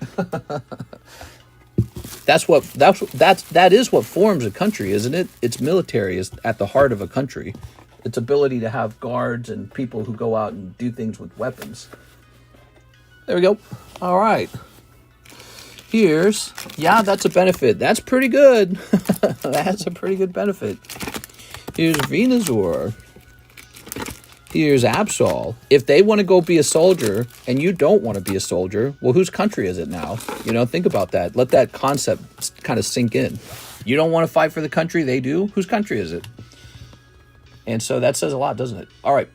So here's Mr. Joey Albrecht. He says, 120 toward my slab away. You got it, Mr. Joseph. You know, the military is like the ultimate equalizer because it's this thing you stake your life on. So if you're going to stake your life on something, then you're definitely not just pretending, you know what I mean? You're not just like a poser or like somebody looking for a handout necessarily. You're ready to stake your life on something. So I feel like it's a real equalizer. Let's see, 120 to slab away. Today's been a slab away day, man. Okay. What do we got down here? Joey Albrecht. Dark Zard. You ready? 6745 minus 120. 6625. Boom. All right. 10 Pokey Shuffles. 1 spot in the SPC. You got it. Gym Break. Venusaur next. Oh, you like a gym break on this guy? He's pretty cool, isn't he? But I think we'll leave him up for sale for now. Someone might buy him outright. Here we go.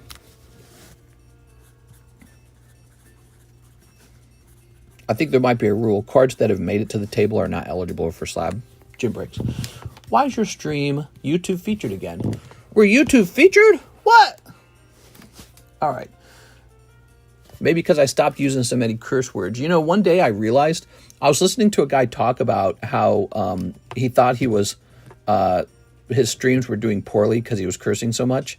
And I was just flipping through TikTok when I heard that. And I was thinking, oh my God, that's me. I curse all day long. Here's Joseph. I realized we have a Pokemon card stream, you know, a kid's toy. And all I do is curse. I curse. I was like, maybe I should stop that. All right, so 4 of these. Whoa, that's moving faster than I thought it would. Popular. This has been more popular than the other. This has been more popular than the Destined Rivals box.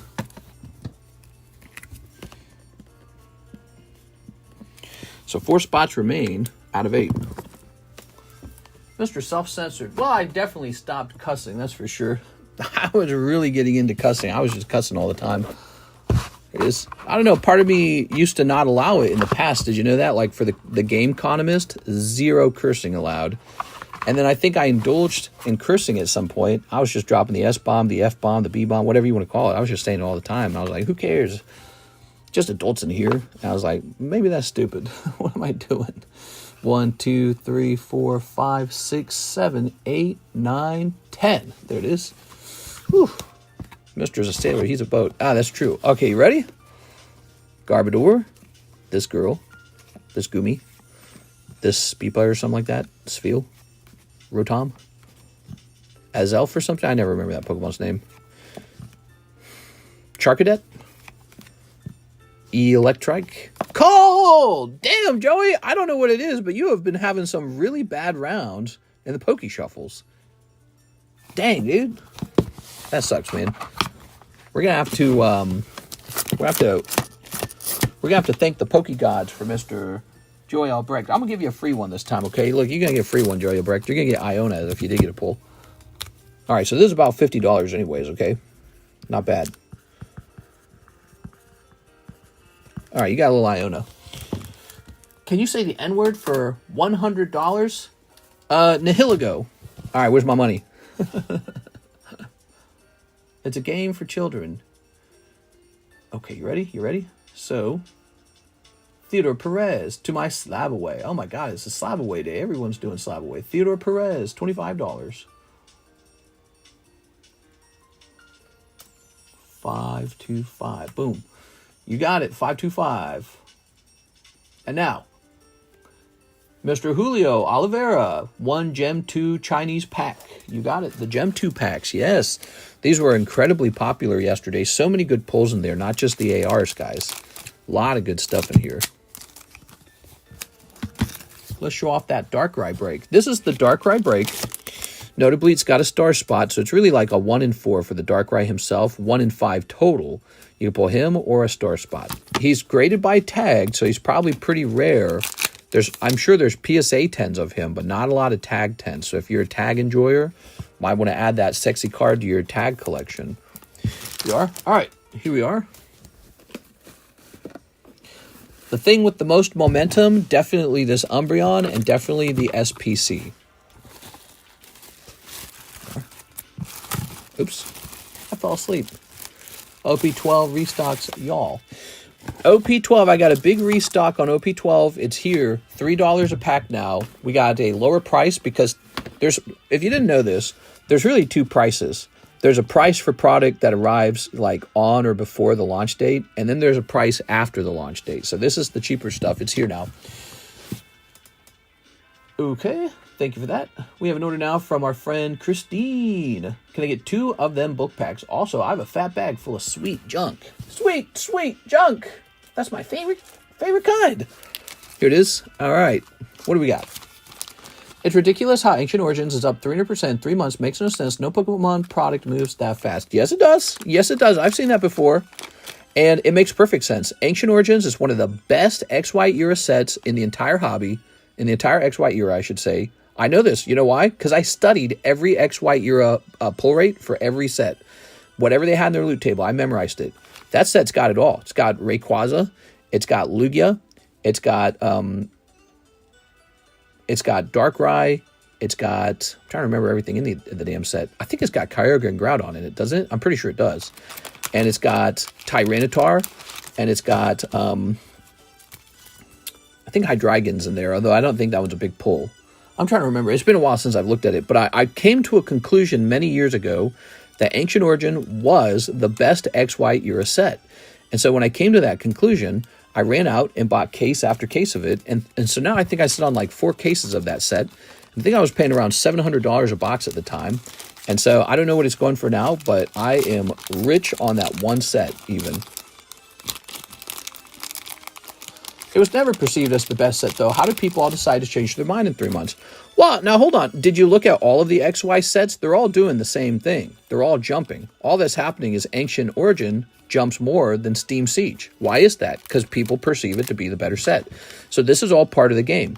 When you're trying to buy a booster box, which box do you buy? Do you buy a box of Steam Siege for 150, or do you buy a Ancient Origins box for 700? And you have to make a choice between the two. Well, how did they get such a large gap between them in the first place? The reason why is because people valued Ancient Origins more than they valued Steam Siege. So when I was ready to place an investment into Pokemon cards, I said, let's just keep betting on Ancient Origins. That's the more expensive one, but that one's the gap is going to widen further between Steam Siege and Ancient Origins. It's going to run away even further from Steam Siege. And so, I bought into that Ancient Origins, and I'm doing very, very well on that. Very, very well. Maybe I'll post a picture in Discord. You guys want me to post a picture in Discord? A true gentleman knows Steam Siege is the best product. Ah, yes. Refined gentlemen, connoisseurs of the Pokemon hobby. Ah, yes, a true gentleman. He opens Steam Siege. We have a role in the Discord server. I don't know if it still exists, but it's for people who open a whole box of Steam Siege, but we don't sell it that way anymore. So it's like a role you can't acquire anymore. Here we go. Yes, but it's more than Flashfire, Phantom Forces, Furious Fist, all sets that were perceived as better. It's more than Flashfire? Now, I don't know if I agree with you, so I would have to go see Phantom Forces. I would be surprised if there's any boxes of Phantom Forces. Are there any boxes of Phantom Forces? You have to understand something. Phantom Forces has one good card in it called the Dialga. Well, I mean two if you count the Gengar. It's got 2 good cards. Flashfire's not bad. It's got a bunch of Charizards in it. Let's see. So let's say booster box, Flashfire. Flashfire should be more expensive. I agree, actually. Flashfire. Booster box, Flashfire. Let's see. Give me a moment. So Flashfire box, the cheapest box, is $6,000 with 100 watchers. So it is $2,000 more expensive. And then how about Phantom Forces? Phantom Cash. Phantom Pass. Wait, what's that funny term? I don't remember. So the cheapest box of Phantom Forces that I can see on eBay right now, $15,000. Yep. So there you have it. There's the explanation. It is the way it's supposed to be. What's this?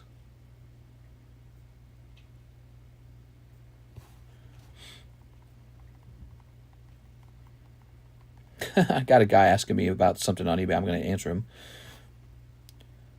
Hello, I want to check and see if it's possible you could come down on your asking price. What do you guys think I'm going to tell him?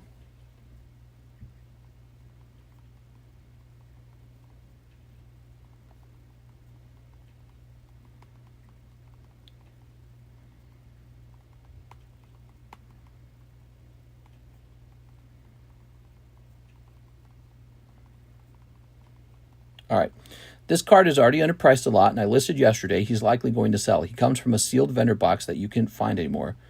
Here's your chance to buy him before someone else does.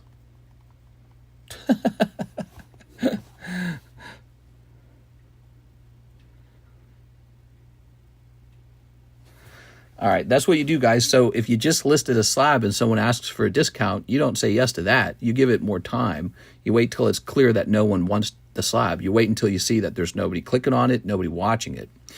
And you can also lower your price as well at that point, but you don't lower it at the start. This teaches you as a buyer as well. If you see a card and it just hit the market today and there's no other copies of it on the market, don't even bother asking for the discount. They're going to say no. They might even raise the price. So if it just hit the market, not going to work to ask people to lower their price on it, because you're actually giving them feedback. You're telling them there's demand for this. So if you talk to them at all, you run the risk that someone else buys it first or that they raise the price because they go, wait a second, did I underprice this? Victor Kokiko Box Battle. You got it, man. Victor Kokiko. Hey, what's up, man? No one's paying $15K. Last sold is like $4K, I think. Yesterday's prices are not today's prices, man. They were $4K a while ago. What I see on the market is a 15,000 box and nothing else. That's what I see on the market. Now, will it sell for 15K? Perhaps not. But that doesn't mean that it's worth 4,000 either. It might be worth quite a lot more. Like, how do you think the price goes up in the first place? How do you think it ever reached 4,000? Because it came out a long time ago for $100 a box, didn't it? So how did it ever reach 4,000? So yesterday's prices are not today's prices. We don't know when another one will be for sale lower than 15K, but that is not a common box anymore. And if anyone's watching the way these X White Euro boxes are jumping, you think they're excited to match the last sold price? They're not going to do that. They're going to be like, no way, dude. Which is exactly why this one's 15K. He didn't want to match the last sold. He says, screw that last sold price. It's going up. So, but we don't know what is today's price is tomorrow's discount. Yeah. We don't know what the price will be. Maybe 15's too high, but that's all you see. That's the only one that's literally for sale. The other one's just not for sale. You'd be like, well, yeah, but look at that one. It's like, yeah, but that one's imaginary. It's gone now. That one's gone. Here's Pal Brown, Poke Shuffle ×6. You ready? Here goes. You know, if it was like a common card or a card that just came out or there's like a lot of it, fair game. You could be like, all right, well, I'm not going to pay way over the last sold price. That's a truly rare thing. The Phantom Forces box is really old, really desirable, and really rare. And the PSA 10 Mega Gengar shooting up in price. You can't even find Silver Dialga anymore. So what is it really worth? We don't know. Miss Alicia, 1, 2, 3, 4, 5, 6. So there it is. All right. One. Ooh, Persian. Haha, you got the Persian. We stopped talking Ancient Origins. We're talking about box prices and all that. We're talking about things are changing right now. There's a big change in price in the X White era. Why it's all off the menu now. I don't sell it anymore. It's all off the menu. I took it all off because I said, I'm not going to put these in the menu until I know what they look like. And it's all shooting up in price really dramatically right now.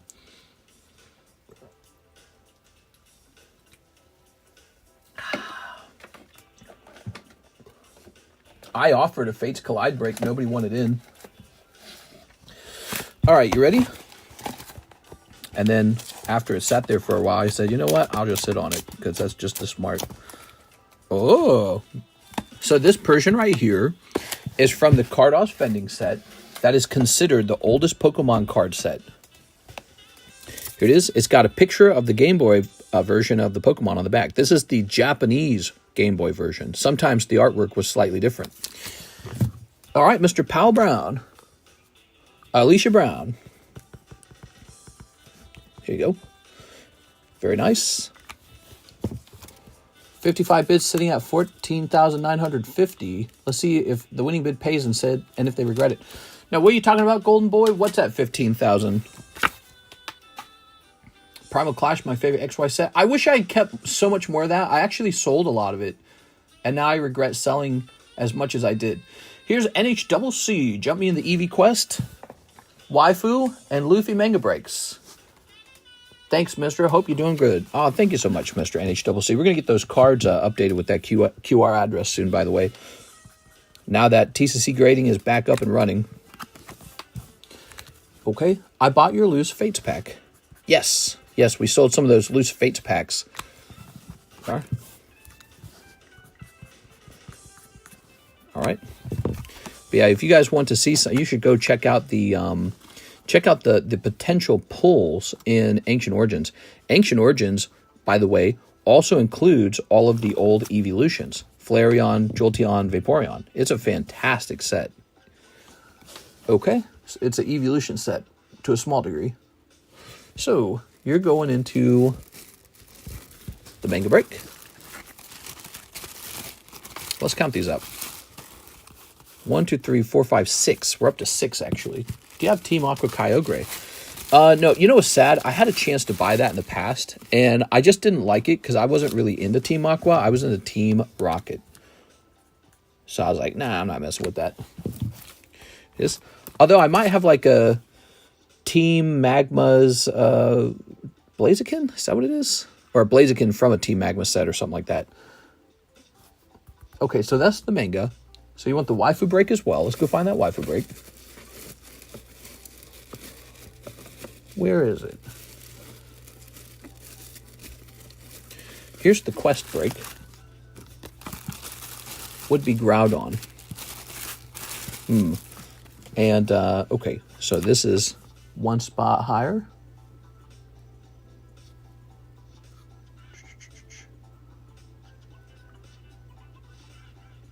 Where did I put that Quest Eevee? I think he's over here.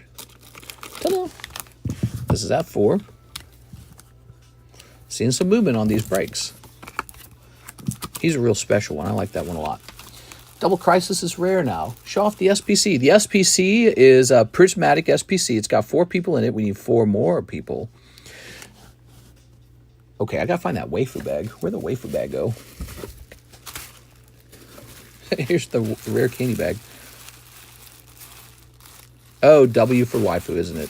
That's why I was confused. All right, good. I was like, where the hell's the waifu bag? W for waifu. You're in. Okay. 1, 2, 3, 4, 5, 6, 7. There's 7 people in here. Okay. Waifu break ticks closer. 7 out of 15. We need Baseball Mitts to come back and buy a spot and say that he'll drill it if he gets pulled. He did that to another sexy card. All right. Wow, it's already 6. That's crazy. How's already 6? NHCC, I forgot. Jump me in the Prismatic break, too. Oh, dang, dude. You're going deep. Love it. All right, NHCC. Okay. Prismatic break. Okay, so now this is up to 1, 2, 3, 4, 5, 6. 2 spots remain. 3 spots left. 2 spots left. We have an order of Cameron Andrews. 1 spot in the Umbreon break. Oh, it's all break spots now.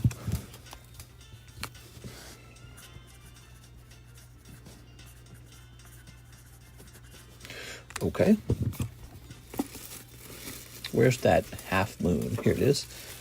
This guy's ticking up to 8 out of 16. He's officially halfway done. People cannot resist that Umbreon. There it is. We have an order. Matthew Hill, 1 Umbreon spot. Matthew Hill. Oh, my.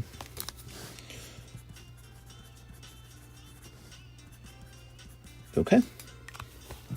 Will you ever do a break on English Crownbreon? Potentially. That'd be fun. Think I should, guys? What do you think? All right. Do you take IOUs? No, but you could trade stuff to me that you would be surprised about. Like maybe you got something that's non-Pokemon. Or maybe you can ship me a whole case of sealed anchovies or something. I don't know. I'd take tinned fish. You know, get me some tinned fish. I could break next.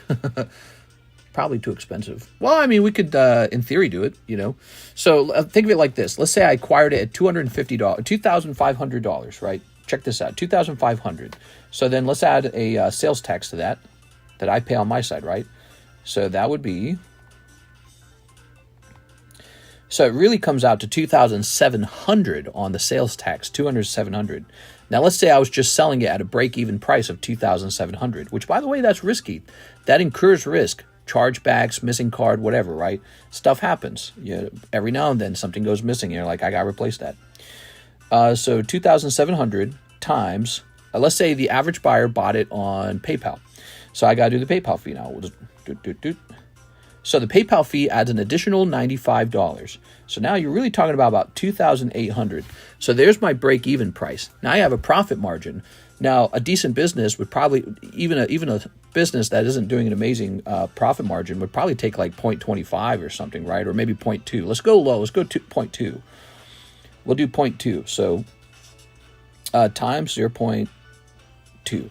All right. So there's a profit margin on a break like that, 560. A break that big could take 4 or 5 months. Let's see.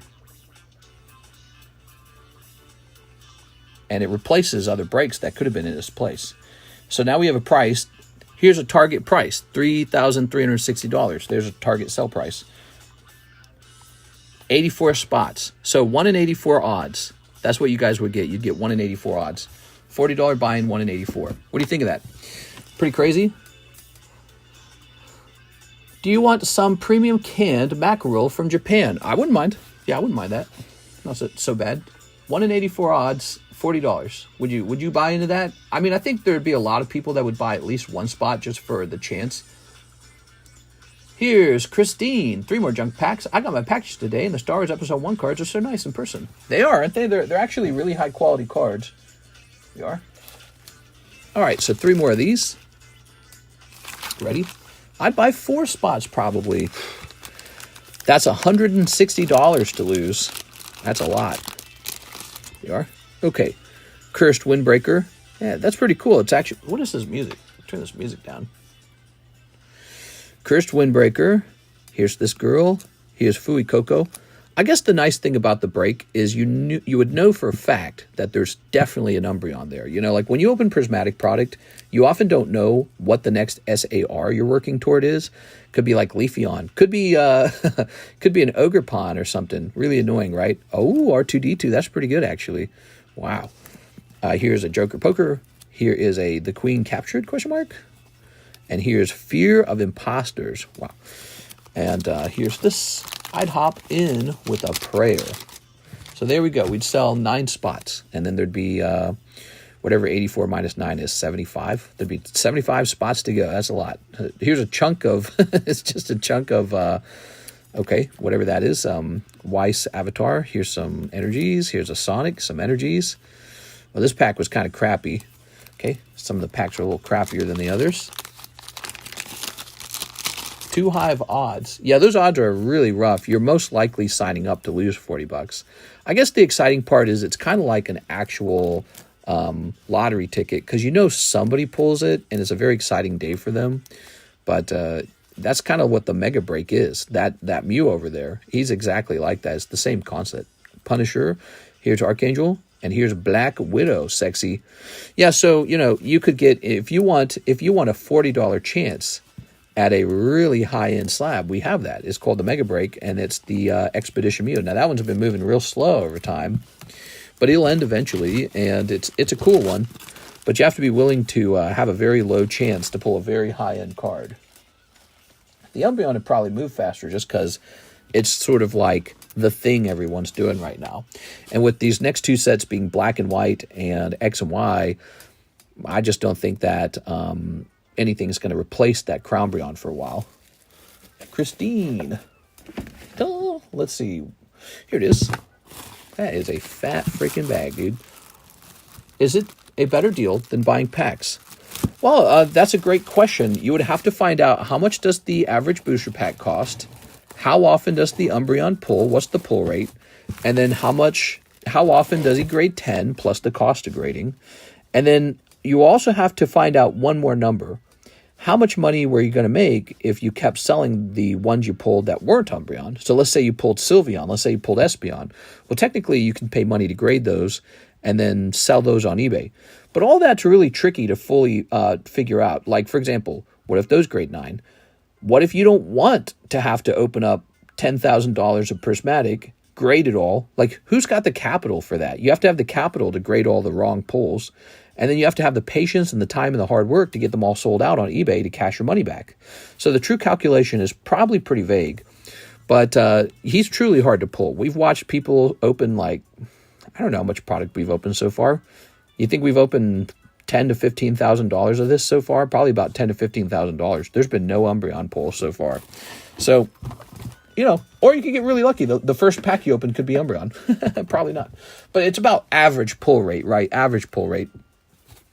Let's see, any updates on the shipping you sent me, Alicia Brown? Any updates on the shipment you sent me? Yes, you should have an email that can track that. Let me jump over here and just look your name up, okay? Mister, do you have an Umbreon 10 yet? Yeah, I ordered one. He just shipped it out. He shipped it out late, but he's shipping it out. Let's see. We'll definitely keep an eye open. I think having a break that large is kind of ridiculous. But I don't know. We can do whatever we want, really. Says right here, in transit, Alicia Brown. Click. And it says, it's at the USPS facility. They're just taking their sweet time, Alicia. It's at the USPS facility. Now, you should have gotten that tracking number to your email, okay? So you can always check that on your time, too. And that will give you some confidence in knowing where it's at. Mr. got his Crownbreon for around 2.4 pre-tax. Yes, I got one where the seller said his item is going... Oh, did that... Oh, look at what sold. Look, there's the Edward Newgate sold. Isn't that funny? After that conversation I had. That's funny, dude. But I actually genuinely believed what I was saying. I mean, he's popped like 2 or something, isn't he? Yeah, he's popped 2. So it's like, I'm not in competition with anyone. Just me selling one. And who knows? eBay's a big place. It might just sell to some other guy.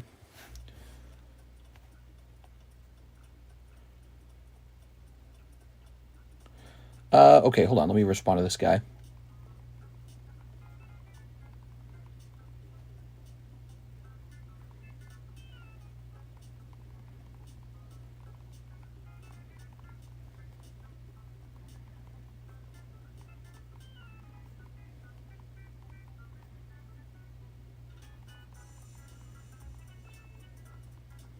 There it is.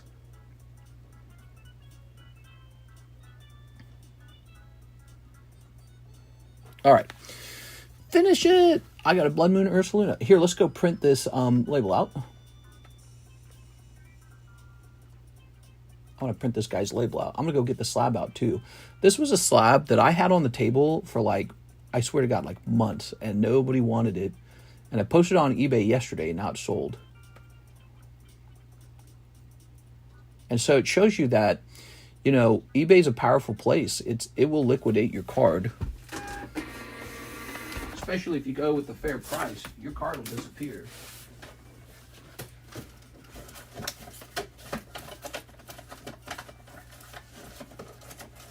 Oh, here it is. You guys want to see something? So that card just sold $200. You guys could have bought it from me for $150. That's better price than eBay. There it is. I might as well take this sleeve off. Be nice to him. He doesn't need to see that. I think I might run this down to Alexis. I just sent for the last spot, or for the spot in the SPC, someone get the last one. Okay, here it is. Oops. Lovely. There we go. So I give him a nice sleeve like that. Get this label. Yeah, we just sold this live. Isn't that funny? Because I was responding to him while we were live, and then it sold.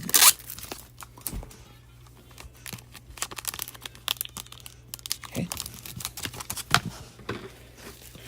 Now, I'm going to go send this down to Miss Alexis, and I'm going to take... Let's see, Ivan Rodriguez's stuff down there too. All right, I'll be right back, guys. Don't go anywhere. I'll be right back.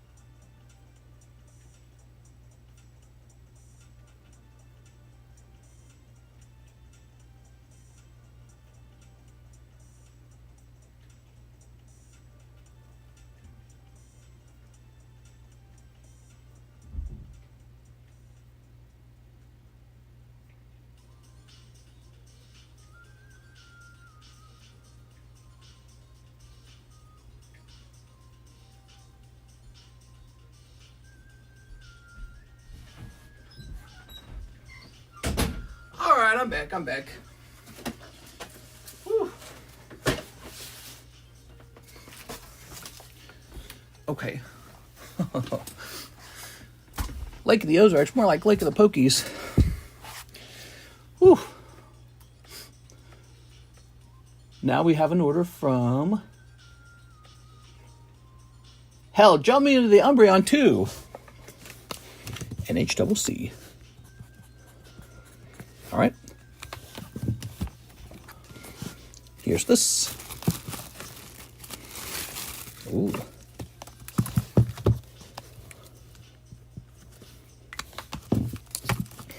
Okay. And now we have Nathan Gordon. Umbreon spot. Haha.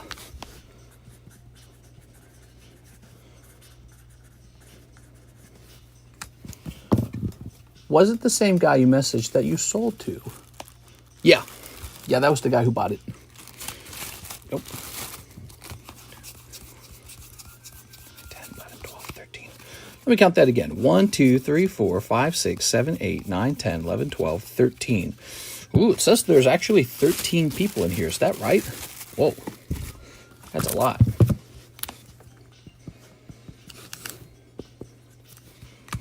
Okay. Chris says prismatic break. Okay, Mr. Chris, good luck. Chris Abruzzo. Cruising for an Abruzin. I sent a spot over an hour ago. Was that line really that long? This says 3 minutes ago. So which set did you send in for? You sent in for the Umbreon? Here it is. Let's see. You send on this. You send in ZELLE, right? Let me hit refresh. I don't see a ZELLE.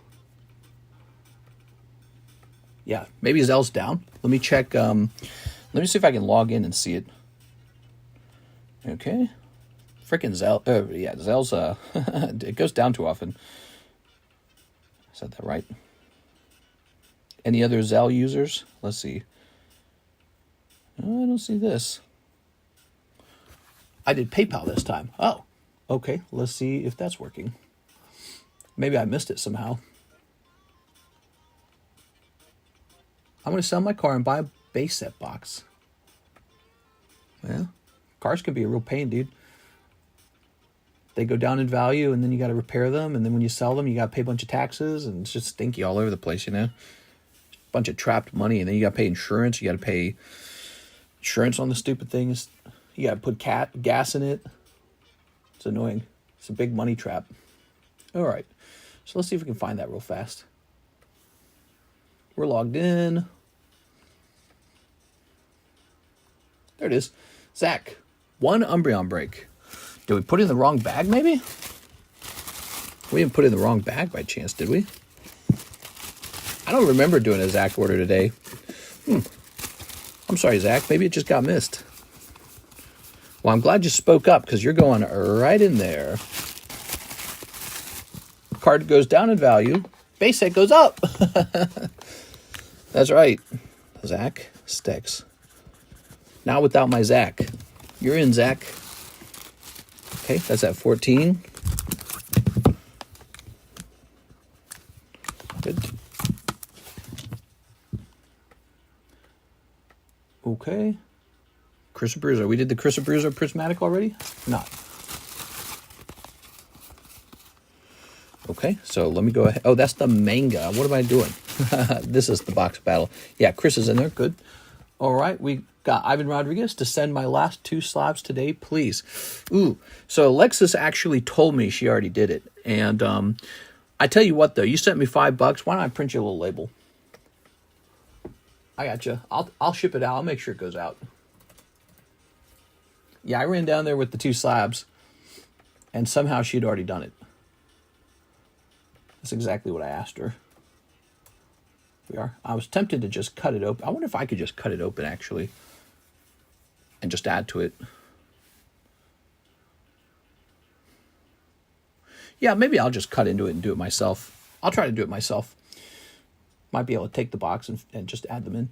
Here's NHCC box of Gem 2. Ah, yes. Gem 2, very popular. Here it is. Ooh. People said the box was too shiny. What are you talking about? I love the way the box looks. It's called Gem 2. Of course it should be shiny. I think it actually looks really cool. For my commission slabs, if you sell it, you can just give it to store credit. Okay, sounds good. By the way, where'd it go? It was it's back here. There it is. We got an EV9 English. That's Prismatic EV. Really pricey, though. $155, man. That's tough. Those prismatic cards are nuts, man. They're really scary. Is it Chinese prismatic? What, this? That's Japanese. No, if it was Chinese, it'd be cheaper. Snip of this. Okay. Good.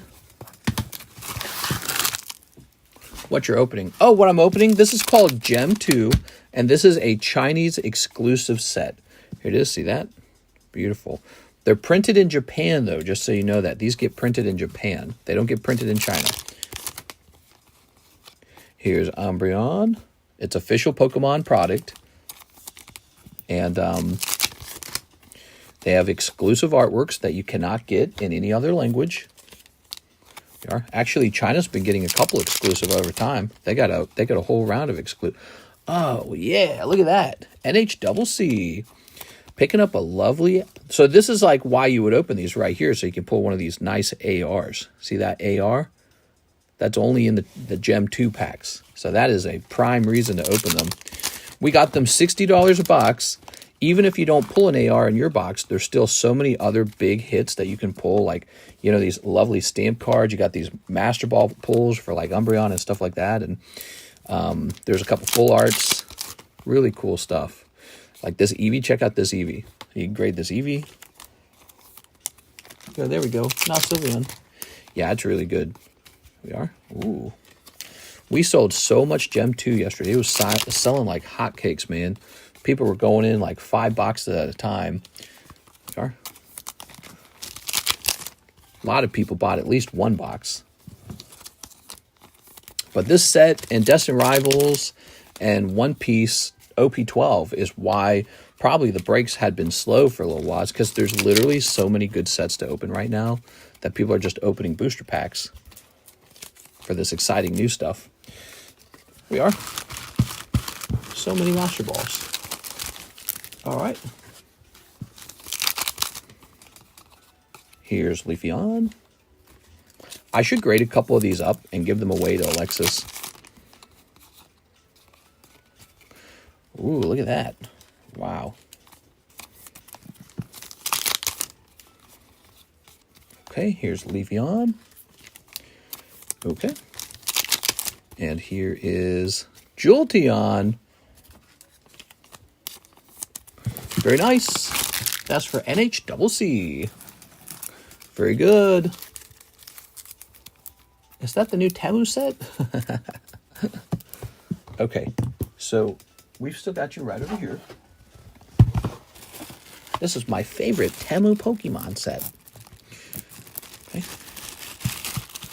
Looks really good. I know, it's pretty nice. Yeah, it's good to remember that those are actually printed in Japan, though. It is. Oh, we never priced this. Karen's Conviction, Chilling Rain. It's got an 8. I don't know, 16 maybe. We're just getting rid of it. Geodude, there's a nice vintage card. He's affordable, too. Here is a PSA 10 Yellow Ghastly. That's very rare. Look at this. Yellow deck. Pop 5. Pretty good. And here is Eevee. That's a nice Eevee. Sean Gallagher, Keep Sealed SPC. Okay, Sean Gallagher. Sean Gallagher. Okay.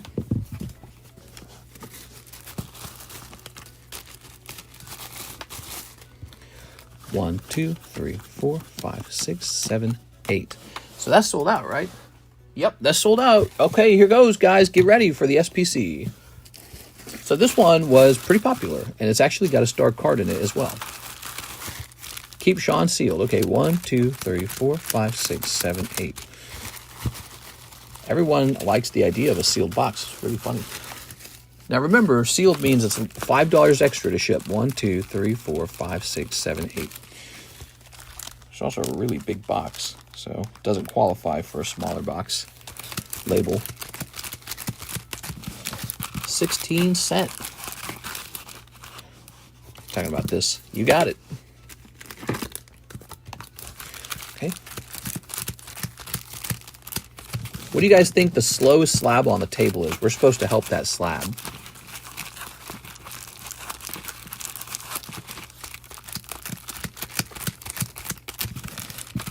Okay, give me a number.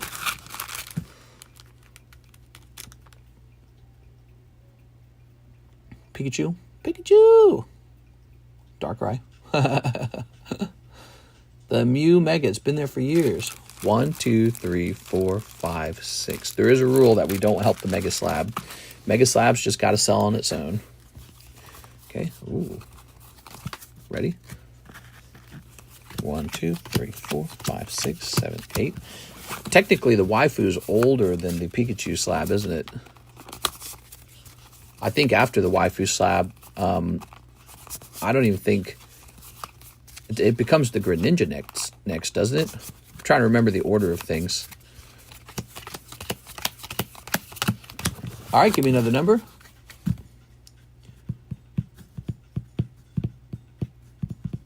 3. 1, 2, 3. All right, you got it. Mr. Mike's side. Let's see what we got. Jack Woodworth. Oh, he gets the star card. Jack Woodworth. Here's Sean Gallagher. Sorry, Sean. I hate it when these stick. Here's 6. Sorry, 6. Here's Victor Kokiko. Sorry, Victor. NHCC. Sorry, NHCC. Joey Albrecht. Sorry, Joey. Thomas Fairgrieve. Sorry, Thomas. Chris Abruzzo? Woo, Mr. Chris. He's cruising for an Abruzin. Mr. Chris takes the SPC. Is he still here? Chris, you pulled it. Would you like me to open it? Sorry, everyone else. Here are your common cards. These are yours that you've pulled out of your booster packs. Congrats. Boo, rigged. Do you have any Fat Gay Pikachus? You mean the Rainbow Pikachus? Fat Gay Pikachu.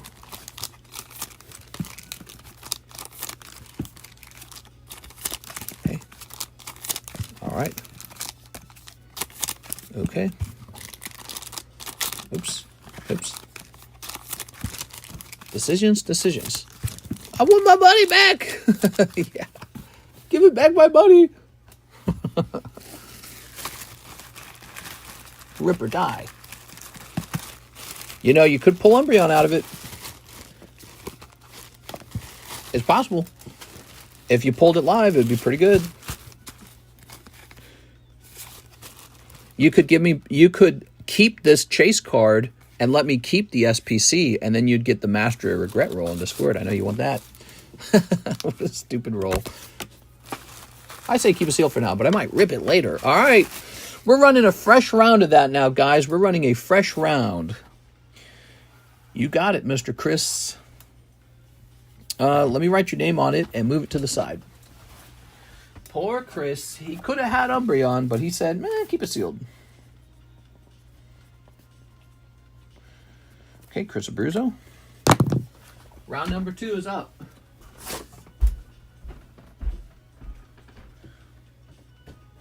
Let me go get another box.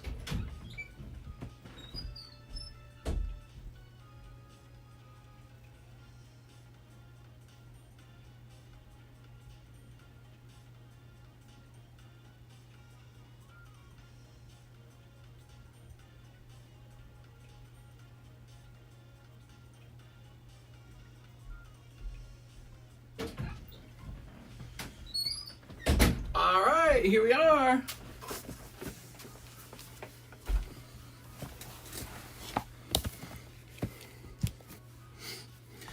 What was the star card?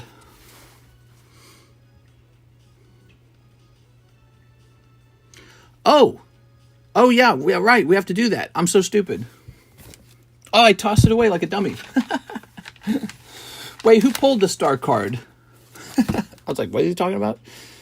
Sorry, my brain was in like 2 places at once there.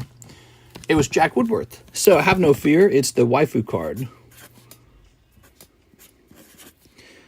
I was just going to throw the card away and not give you a star spot like a silly guy. All right. Is the card still over there? Is it sitting on the top? I would have liked the original card. That would have been nicer. All right, let me grab this. I believe the waifu card is the oldest. I thought you might have forgotten. I did forget. I literally forgot. Snapping that into place. Now, if you do happen to pull this and you don't want it, try having me sell it on commission or try having it get listed up on eBay. There you go. That goes up to 8. 7 spots remain. Hunter Tipton, Umbreon break. Oh my gosh. Hunter Tipton. His name is Hunter. And he's tipping tons. All right, all right. So the Kurumi moved today, huh? Went from 6 to 8. So it's 7 spots remaining there. This is at 15, is that right? 15?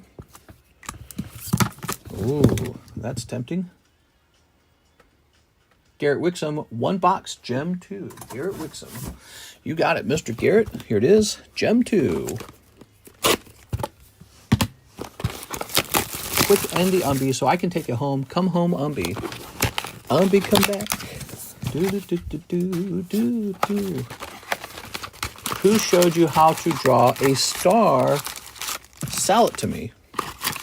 You want to see something I drew? I drew on a card. It's for sale on offer. We had 2 of these, and the other one's gone. It sold for $300, in fact. Here's the other one. It's this Dark Dragonite. So that is a card for sale on offer, guys. And I drew on it. I drew a little Magnemite, an angry Magnemite, mind you. See his little angry eyebrow right there? That's a little angry eyebrow. Okay, so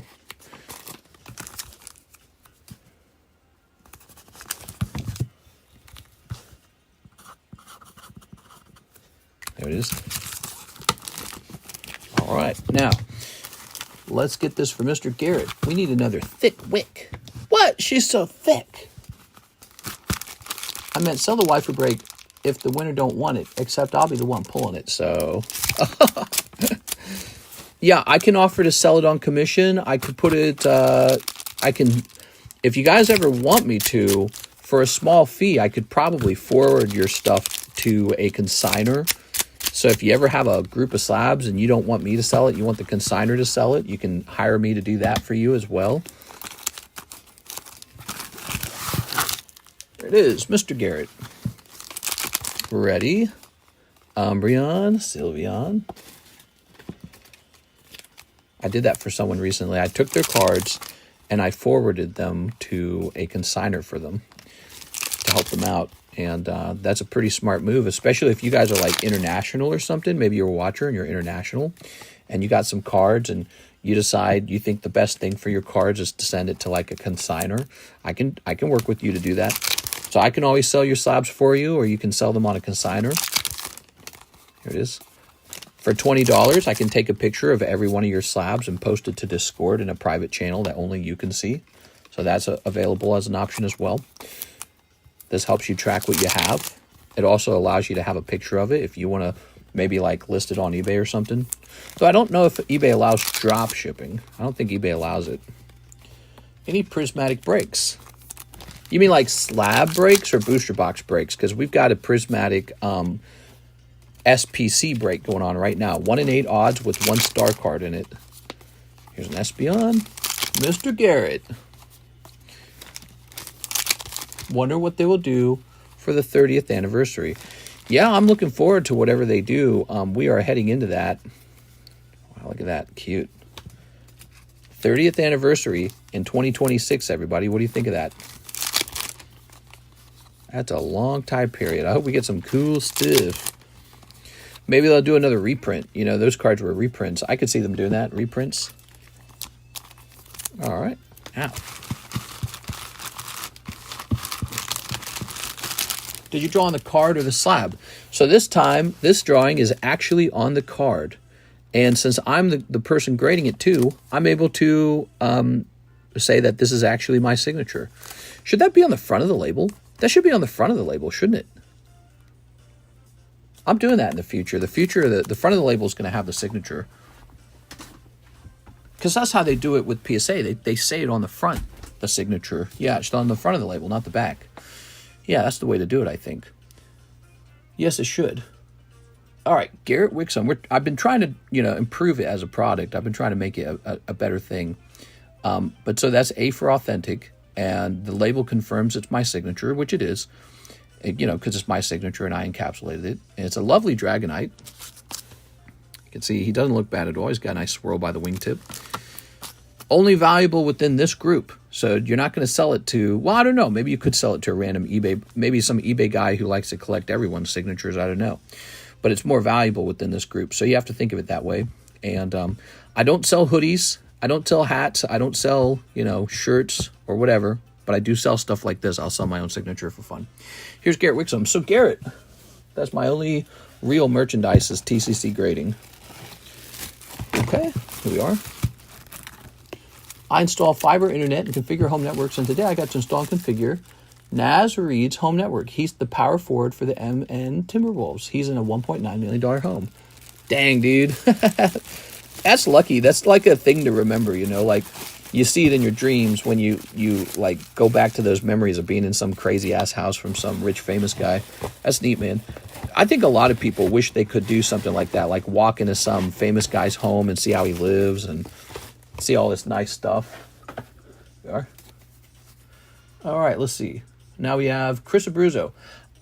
That's the end of it. Chris Abruzzo bought the last spot. I kind of experienced that by working for Coca-Cola. I didn't go into people's homes, but I got to work in like these specialty shops, these specialty grocery stores that were for rich people. So I got to go in there, and I never would have gone in there otherwise. And I got to go into all of their back rooms. So you just see this like engine basically of the grocery store that you would never see as a normal civilian. And it's just fun that way. You get to see all this stuff. I never forgot that weird feeling of walking into strange back rooms. Here we are. Naz Reed was terrible in the conference finals. That's kind of nope. What? Okay, Chris is going in. He wants the double pull. Let's count it up. 1, 2, 3, 4, 5, 6, 7, 8, 9, 10, 11, 12, 13, 14, 15, 16. There it is. You've got the doubles. Let's do it. Let's get 2 hot pulls for you today, Chris. Now, I'm going to pull 16 of these out. 1, 2, 3, 4, 5, 6, 7, 8, 9, 10, 11, 12, 13, 14, 15, 16. He's a cool dude. He's a gamer. Haha, he plays on PC. Where's that 100,000 subscribers, everyone? Push it for him. We're getting close. Slowly but surely, we're getting there. We'll be there by like Christmas, dude. It's taking a while, isn't it? I need like a video to go viral or something. So Mike's side and I got to keep pumping out that content. 1, 2, 3, 4, 5, 6, 7, 8, 9, 10, 11, 12, 13, 14, 15, 16. Can I slap away your Siggy Dark Zard? Somebody already did. That one sold for $300. So the Dark Dragonite is left over. Honestly, I think he's got the better Magnemite drawing on him. The Dark Charizard Magnemite drawing wasn't as good. 1, 2. Good. All right. Ready? Naz Reed was kind of terrible. I thought selling your own label was a conflict of interest. Not when I'm just selling A for authentic, and also not when I'm selling my own signature. That was the entire reason we bought the setup. We bought the setup so that I would be allowed to encapsulate my own signature as a YouTuber. Here we are. I wouldn't have done it if PSA and CGC would just encapsulate my signature, but they won't. So I get to do my own. I also get to do cool things, like I get to give cards away.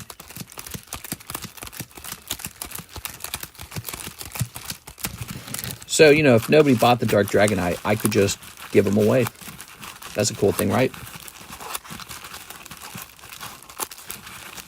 Mother effer, on the Dragonite. One of the PSA 10 Mewtwo cards I purchased from you in Slabaway for $300 is now a market value of $990. Woo! Dude, I'm getting so many messages like that recently. I posted one in Discord, a real nice one. There was a guy saying he took my advice and he bought a bunch of Fusion Strikes, and now he's selling those to get a down payment on a new home. How crazy is that? All right, so give me a number. Oh, how much? It's just offer. So you can make an offer and I could turn it down, or I could say, okay, 4, 1, 2, 3, 4. There it is. So there's no price on it. All right, you ready? It's only a good card if you think somebody else will buy it one day for more than you paid for it, if you think about it, right? So I think for a YouTuber's signature to have any value, they have to stay kind of relevant. Their channel has to keep growing. There has to be enough people that like that YouTuber, you know. Also, if I died in an awful car accident or something, I think the value of it shoots right up. So if I were to, if I were to croak, heart attack or something from sitting too long, that becomes valuable, I think, to a certain degree. Not going to be like $1 million, but, you know, it might go, if you paid, let's say, $200 for it, now it might be worth $300. That's what I'm saying.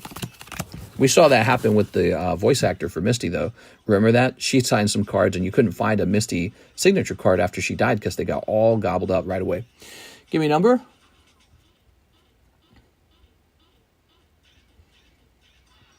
Of course, she's actually famous. She's a real celebrity. 1, 2, 3. I just have a decent Pokemon following. That's what I have. Okay, here goes. The only you would die is if the box of Pokemon fell on you. That'd be a way to go, wouldn't it? Well-known card collector dies from Pokemon card box avalanche. What would people say if that happened to me? That'd be a funny way to go. Would I be made fun of, or would they be like... Jose E. Dominguez pulls a Umbreon. All right, so before we can say it's truly yours, let's make sure these all line up. Okay, that's always the last step. These packs have to line up. Chris. So start sweating. There's the star card coming out for Mr. Zach. Zach. Here's Andrew. Here's, oops. Come on now. Jonathan Fernandez. Mr. Anderson. Here's Hunter Tipton. Here's 6. Here's Cameron Andrews. Here's Arturo Perez. I like to see Arturo in these breaks sometimes. Here's Nathan Gordon. Here's NHCC. We've got Sean Gallagher. Beatrice Moniz, and ta-da, Victor Kokiko. All right, that's the end. I'd say you have more haters than fans. I definitely have some haters for sure, but I do have a lot of fans too. It's a mix. Definitely have some haters. All right, very nice. I was getting some supreme hate when I did when the whole PokeRev thing went down. I was getting a lot of hate during that time period. All right. Okay. All right. PokeRev diss track on the way. Okay, let's do it. Here's this. And this. And this. Been live for almost 3 hours. What do you guys think of these extended daytime streams? Are they nice? There's always haters on his shorts. LMAO. Pokemon card collecting is very toxic. But also, you know, I brag a lot, so I get it. Sometimes I talk like I'm too sure of myself, I think, you know, arrogant sounding maybe. So, you know, if you talk that way, people, they want to fight with you. They want to be like, you're stupid, you're wrong. These Pokemon, I got a lot of people who hated on me when I would say that the cards are worth good money. I get tons of haters for that. They really, really didn't like me. And then over time, I was right. So, you know, in hindsight, I don't feel so bad being confident about it. We are. All right. I remember when you wanted to cancel the daytime stream. I remember that too. Actually, it was supposed to be that I canceled the nighttime stream. So, Mr. Zach, you guessed it. You're going in the waifu break. Wow. So hot. All these boobs could be yours. There we go. That's up to 9 out of 15. There it goes. And now, Mr. Jose E. Dominguez walking away with an Umbreon. Congratulations. Ugh. That attitude is especially prominent in a workplace. Confidence will put a target on your back. Yeah, I would agree. You know, I'm a no good, dirty, stinky, scalping rip and shipper. So there's a lot of people who absolutely hate rip and shipping. They think it's the most evil, poison, toxic, worst thing that ever happened in the hobby. My perspective on rip and shipping is that it's literally just DoorDash. That's all it is. It's DoorDash, but Pokemon cards. And you could have done this at a Pokemon card shop, but instead we got ribbon ships. Now, they have a slight different feel from a card shop, but it's still a similar idea. And a lot of people thought it was just a fad. It was definitely not a fad. It's something people liked. It's still around all these years later. And of course, I think the biggest problem with Pokemon cards, why it's so toxic, is there's a lot of greed. There's an enormous amount of greed. Like, I go and I show off like my big Pokemon card or something like that, and you know, that's the point, is to have a great card and to show it off. But people are going to feel like jealous from that. They're going to feel like this guy's a ripoff artist, yada, yada, yada, yada. You know, so there's a lot of angry feelings, competitive feelings, because what Pokemon cards really are looked at, they're looked at like a resource. And there's that very animal part of us that wants to look at that resource and get combative over it, get, you know, competitive and angry and ready to chop someone's little head off over. So, you know, I think the Pokemon card community has been much worse to me, much more toxic than the GameConomist community, which was also toxic. That was a gaming community for Monster Hunter, and I got so much hate over there. But weirdly enough, this has been worse. Pokemon cards has been worse.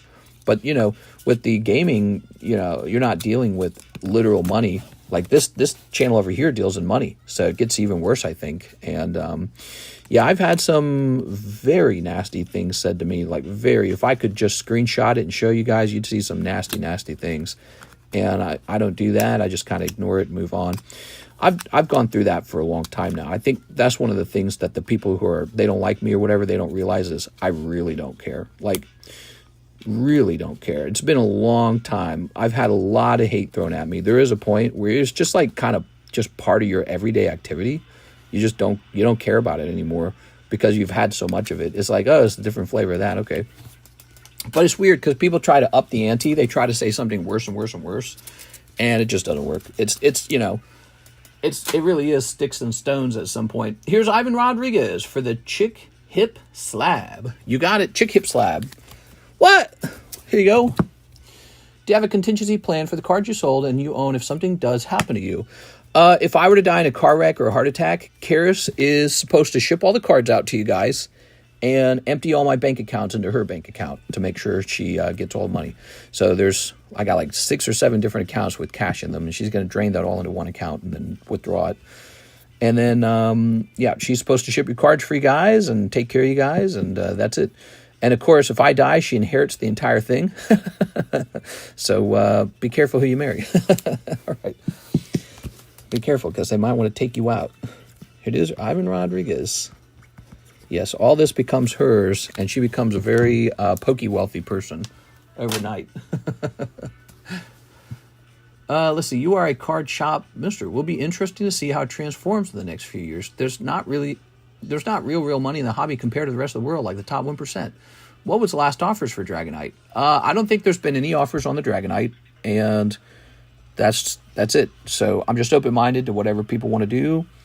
It really is just a signature card that's authentic, and the label confirms it's my signature, and that's it. It's not a bad-looking Dragonite. I don't know what it would have graded if you had done a real grade on it, maybe like 4. And just a lovely card. So it's worth whatever you want it to be worth. Will someone continue the channel? If I were to die suddenly, no one would continue this channel. This channel would effectively be over. Karis, I know, would not be interested in running this channel. So that's why I got to find someone to be my Padawan or something, because what I'd really like is to be able to sort of retire and have somebody else run it, or to just truly sell it maybe. Like, I built up almost 100,000 subscribers now. It's not a bad channel. You could take it over, and I could give you the inventory too. You can have all the inventory, so you've got all the things you need to sell. And then you would have to buy the company from me, and part of the purchase would be intensive training. We would do in training for a long time so that you understood how the whole thing operates. So I thought of selling the business. I don't know what it'd be worth. I know the inventory is not cheap, though.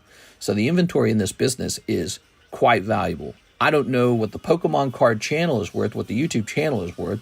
It probably has a certain value. I don't know what. But it's the vehicle, right? So it's the distribution system, and it has some brand value, I think. It's a pretty sweet gig, I'm not going to lie. It's a pretty cool job. So I think somebody who was clever enough could take this over and be paid well to do it even. I say 70. That's my offer. Sent an offer for it. Packology, I'm contemplating life. Me, mister. Are you about to kill him, John? No, John, don't kill me. Are you interested in some sealed product? Not full booster boxes, but some tins and EX collection boxes, about $400 worth. You never know. I might be. You could always send me an offer. I'll go ahead and slap away the channel. How are you able to extend the daytime stream now? You don't need to spend time with my wife. I'm losing time with her, but she knows we're moving, so it's sort of like acceptable for a while. That's basically it. I have my last and will testament ready for anything. Yeah, yeah, I should do something like that. I should write a will. All right, so the will is simple. Karis just gets everything. So that's a pretty simple will. Now we have Mr. NHCC. Oh, he's just sent money outright. So he sent 150 for the Dragonite. I'm just going to accept that. 150 sounds fair to me. That actually sounds super fair, actually. Here you go. You got it, Mr. NHCC. This guy's gone. All right.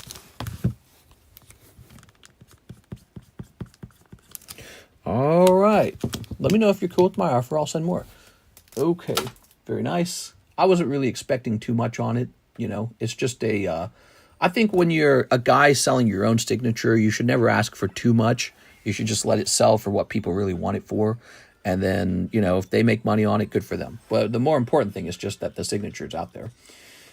All right. And look at that. It's 6:51.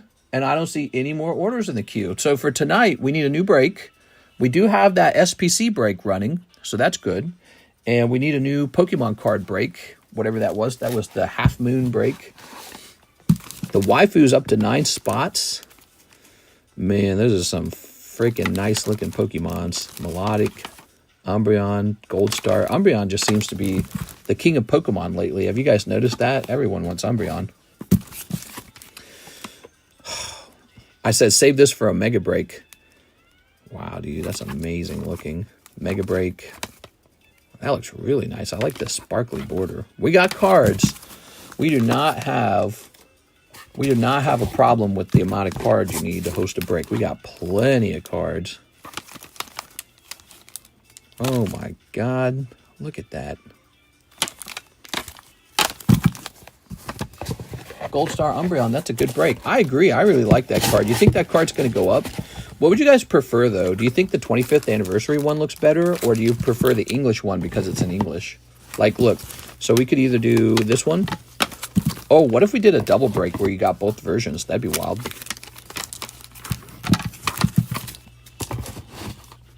I mean, when you compare them side by side, hands down, I think visually the Japanese one is superior. But price-wise, this one might cost more because it's English. So people really just buy English for the sake of speaking that language. That's really pretty, though, isn't it? That'd be a good break. Just one of these. If we put them together, it'd be a really large break, unfortunately. Double break. Did you send it? The brother best TCC graded card yet, I think. Yeah. Yeah, I'm getting better at those, huh? I think what I want to do is I want to, on the front of the label, I want to say that it's the TCC signature on the front so that you can take a picture of it on like eBay and it immediately says that, just like a PSA label does. And I should get like some markers and actually color in the Magneton next time. I think that'd be really fun. The only problem is I don't have a lot of Dragonites. And I don't have a lot of Charizards lying around for that. So, yeah, that one's a pretty rare one. Like, even if there was, let's say, a decent chunk of TCC signatures out there, there's not a lot of TCC Dragonites and Charizards. So that's pretty cool. All right, guys. Bubble Mew, I'm hopping off. I messaged him before he did the break, but it's okay. Before he did the break. Oh, I'm sorry. What's going on? Mr. Ivan, can I help you? Let's see. Is this you? Let's see. Let me mark this. I didn't know. Missed the part of it to send an offer. NHCC, I'm upset. I offered 200. Did Ivan really offer 200? Oh my gosh. Ivan's the one who has the Charizard break. Or not the Charizard break, the Charizard signature. Did he really offer it before NHCC? He's right. I might not have actually seen that. Did you see my message? I'm heading back to work. Oh my gosh, he was trying to get my attention too.